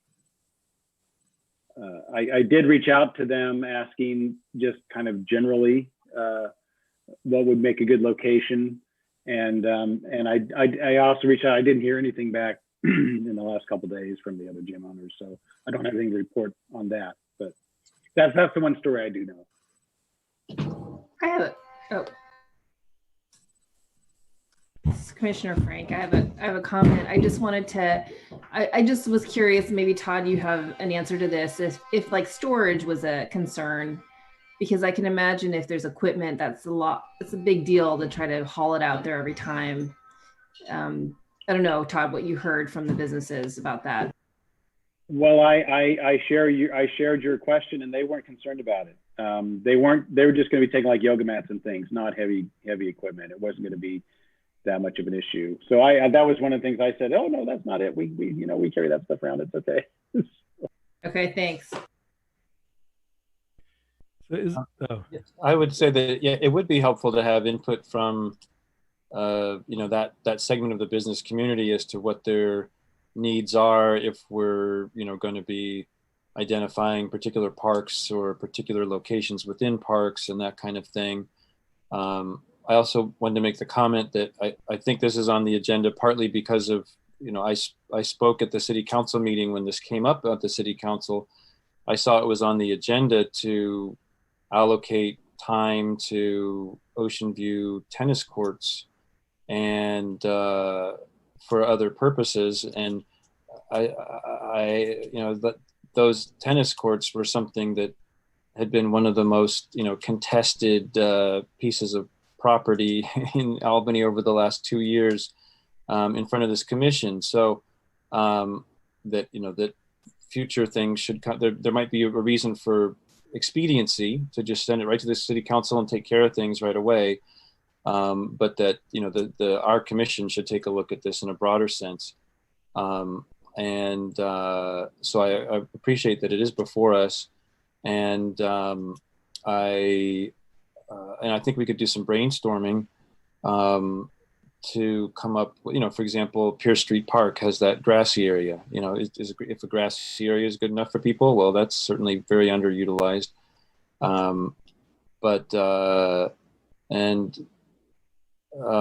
There is some sense of expediency if there is a demand. That like we wouldn't want to fold this into the parks master plan discussion next year to identify locations, something like that. So I guess I would ask staff what, I'm not looking at the agenda right now, but discuss and formulate a recommendation to the city council for identify park spaces for local gyms.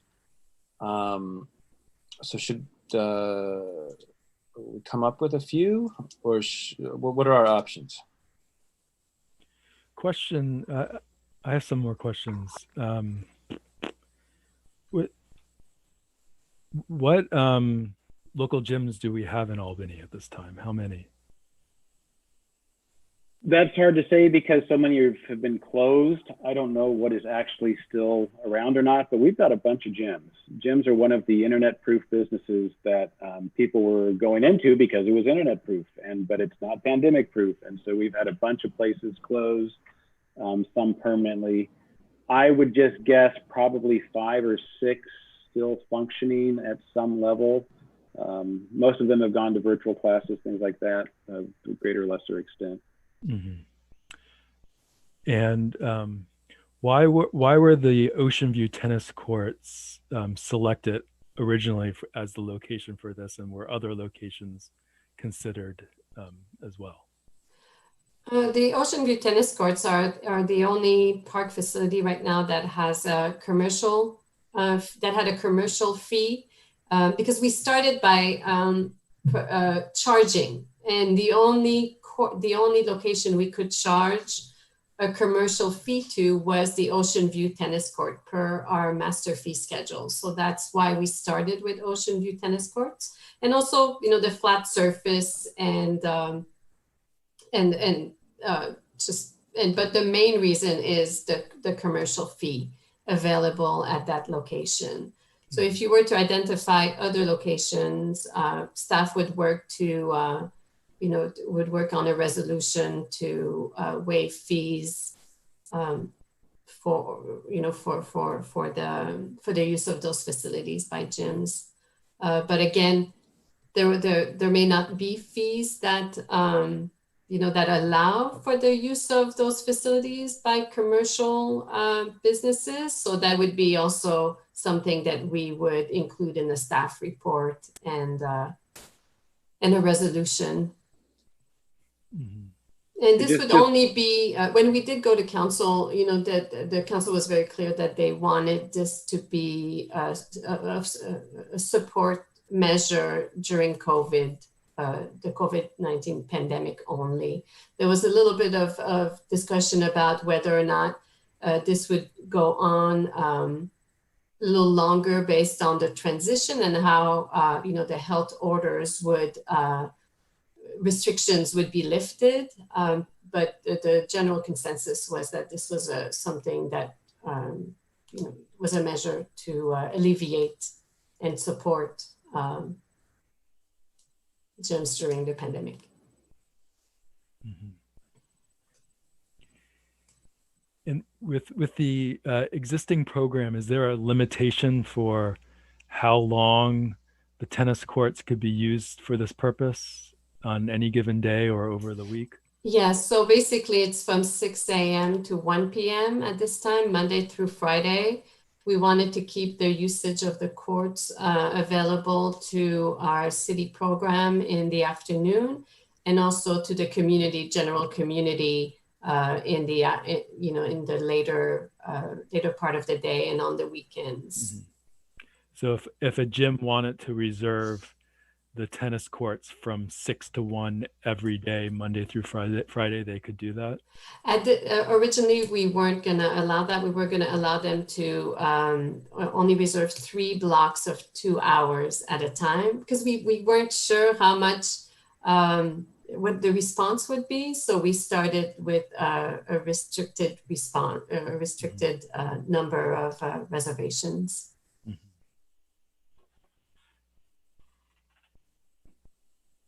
And I can add just 2 things. One, this is kind of in response to to balance the way that parking areas were made available to restaurants for free to help continue their business. So that's just this is kind of where that comes from. And the other thing is that this commission doesn't really have oversight over programming. This is a programming decision, and that isn't something that we really get into. That's staff. And then it went to council because it involved a fee waiver. It wasn't going to council to say, is it okay to do this? It was, is it okay not to charge? So I just want to be clear about, where our authority lies. And generally, we don't get into programming. Well, just as far as why it didn't come to the commission first, I'm saying, well, this is because it's kind of outside of our purview. I appreciate that. That's helpful to frame it in the categories like that. But I mean, it seems like then would it have been possible for the, city staff to say, we're just going to program the Ocean View tennis courts from 6 a.m. to 9 p.m. every day, and there's no more tennis and pickleball there, and that's never going to go before the commission because that's a programming decision. Sure, they could. That's a programming decision. But the thing to keep in mind is that the reason these courts were available is because they could be rented to offer lessons. That's why there was a commercial use of these courts. And this is really no different than making them available for tennis lessons. It's just making them available for a non-tennis lesson situation. So it's not a radical change, especially since nobody used them. You know, I think we can probably let this agenda item go. Frankly, I think that as things open up, gyms can now open up to like 10% capacity, and presumably, you know, fingers crossed, that will grow. That we can say, well, it's kind of in a wait and see situation.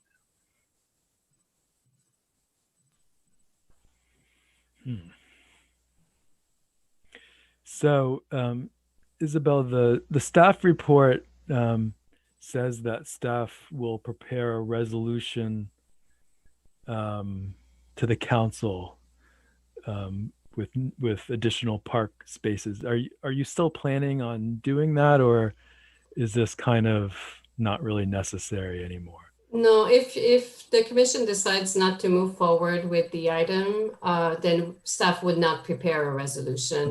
The resolution would be based on your recommendation of spaces. I see. Mm-hmm. And so, Commissioner Abbott, you're probably the commissioner with the best sense of sort of the state of things with local gyms. Is your feeling that this is something that's not really needed anymore? Well, gyms want to have their offerings at their location, and you know, it's only going to be getting colder and wetter and less pleasant. So it really,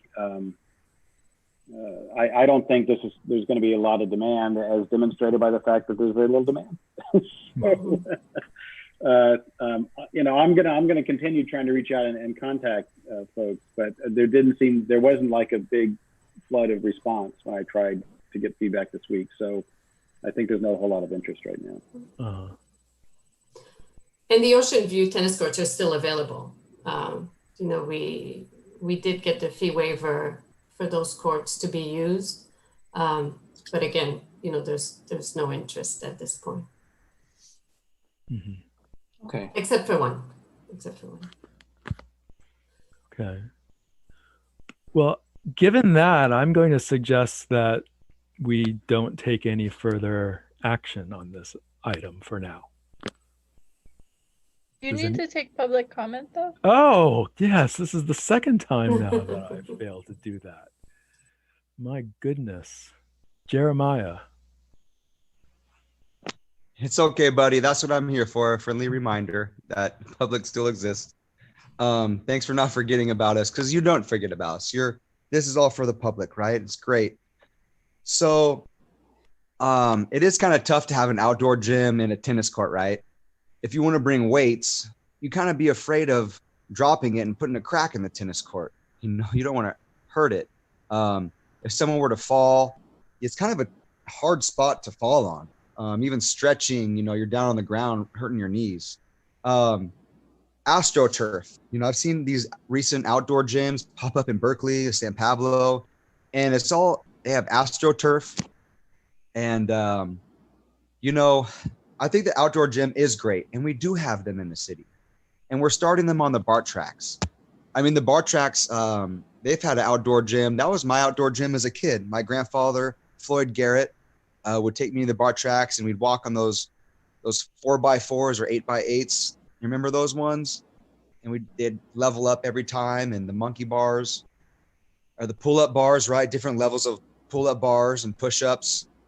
That was great. And I think we could really improve the BART tracks outdoor gym. And also a great point of interest. I've been to East Bay Regional Parks, the Lake Chabot, and you get there, and sure, you got to pay $3, walk your dog or whatever, but they have an outdoor gym right there by the creek.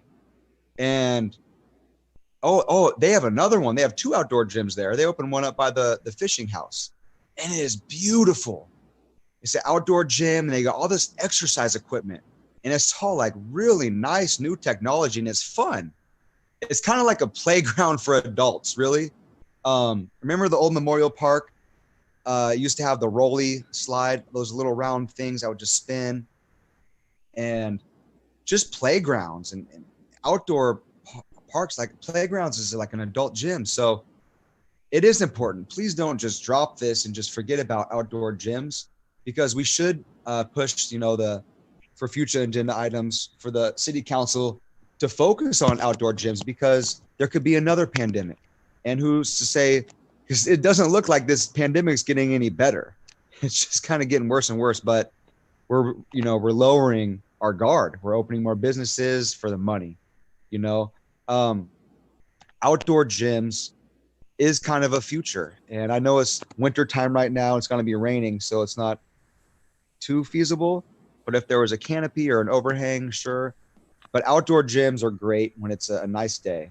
And it gives people a chance to work out, sometimes for free. So there should be an outdoor gym, and we could push East Bay Regional Park to install one at our Albany bulb. Thank you very much. Jeremiah's comment does, thank you, it does make me wonder about the, Isabel, do you know what's the latest on restrictions on outdoor play spaces and the fitness area across from the senior center at the BART tracks on the Greenway? Yeah, before I answer that, we need to extend the meeting because it's past 10 o'clock. We need a motion to extend the meeting, and I'll be happy to answer that question after the motion. End the meeting till 10:30. 10:30, okay. I'll second. Okay. Commissioner Abbott? Yes. Commissioner Frank? Yes. Commissioner Martin? Yes. Commissioner Nagus? Yes. Commissioner Sardinas? Yes. And Chair Noble? Yes. Okay.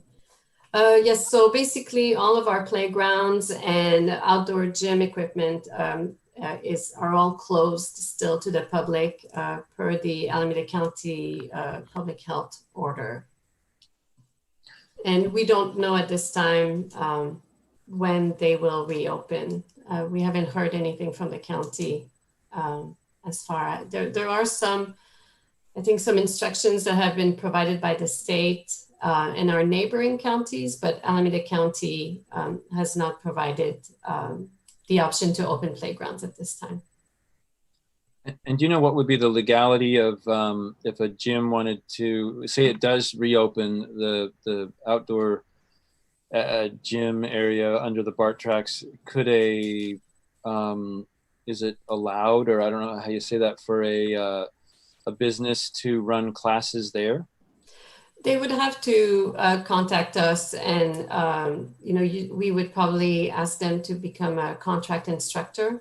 So because they would charge a fee for the use of our public equipment, and we would enter into a contract with them as contract instructors. So and usually, with contract instructors, there's a fee structure associated with the contract.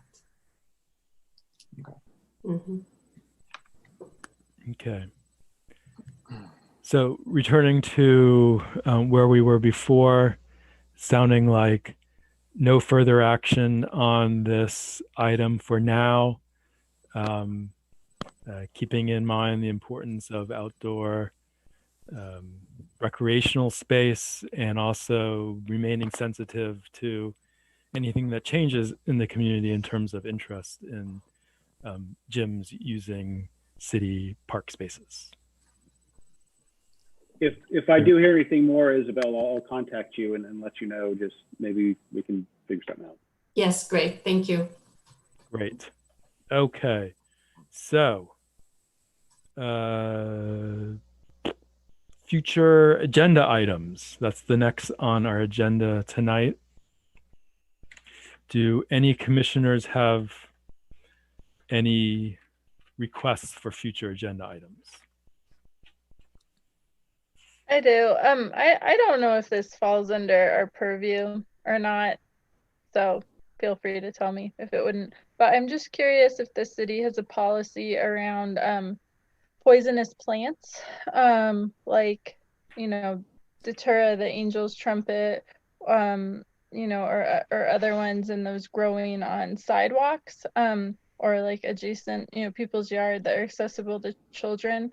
And if that's something that could be reviewed by council or by us at some point in the future due to dangers. My kids recently had an incident where they encountered a poisonous plant and we had to monitor them pretty closely. That's intriguing. I would expect I would expect that there are laws on the books to address that. Yeah. So anyway, I mean, that's just something. I don't know if it falls under a purview or not, and I can certainly explore it further. Outside of the realm of this commission, but if it did, then I think it might be something to look into.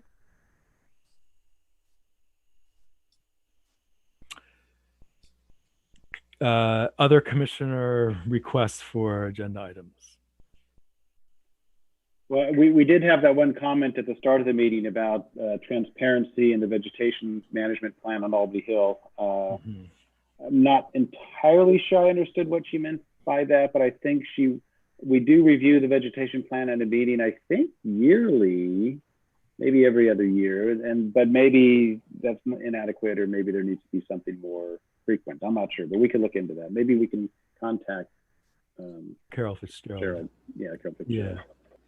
Yeah, I was going to ask for that as well. My interpretation of that comment was that there may be a concern about vegetation removal occurring as part of that maintenance plan, and wanting some greater transparency related to that.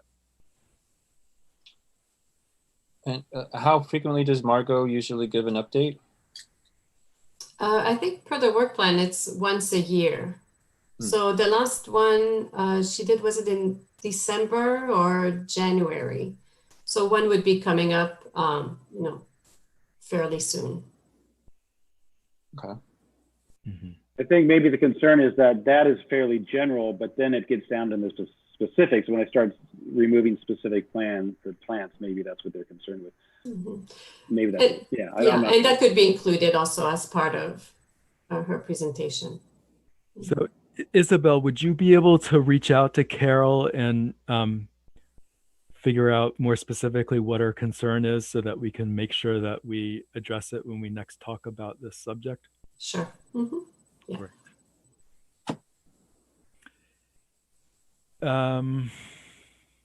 Another thing that I was thinking about during this meeting is in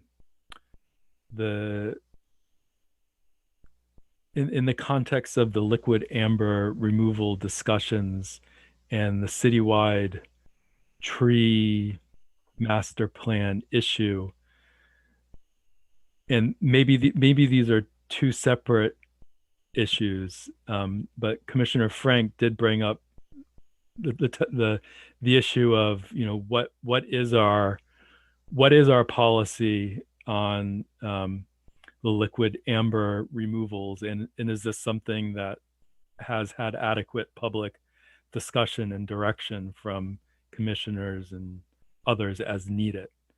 Yeah, I would say, are there certain trees that are in special categories that are, maybe it's only liquid amber to be discussed, or maybe just open it up to just airing of grievances for various tree species.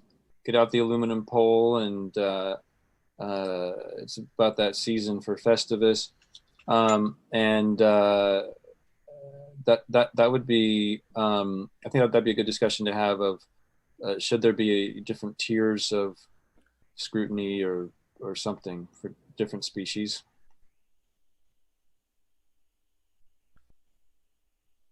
Yeah, I mean, the fact that we have 300 liquid ambers within our local urban forests that in the not too distant future are going to be potentially needed to be removed, I think sort of having kind of a more higher level discussion about what our plans are for that within the larger context of the urban forest seems worthwhile.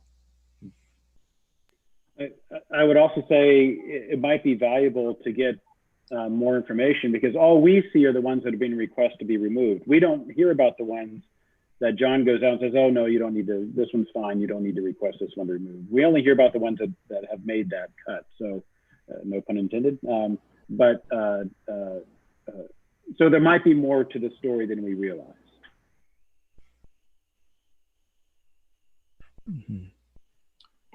Okay. I would like to see that agendized. We are at 10:30. I move to adjourn. I will second that motion. So we have skipped over a very important agenda item, which is the next meeting, November 12th, 2020. So with that, I think we can adjourn the meeting, and we'll see each other again soon. See you after the election. Yeah. Thanks. Different world. Hope it's a different world. Yeah. Okay.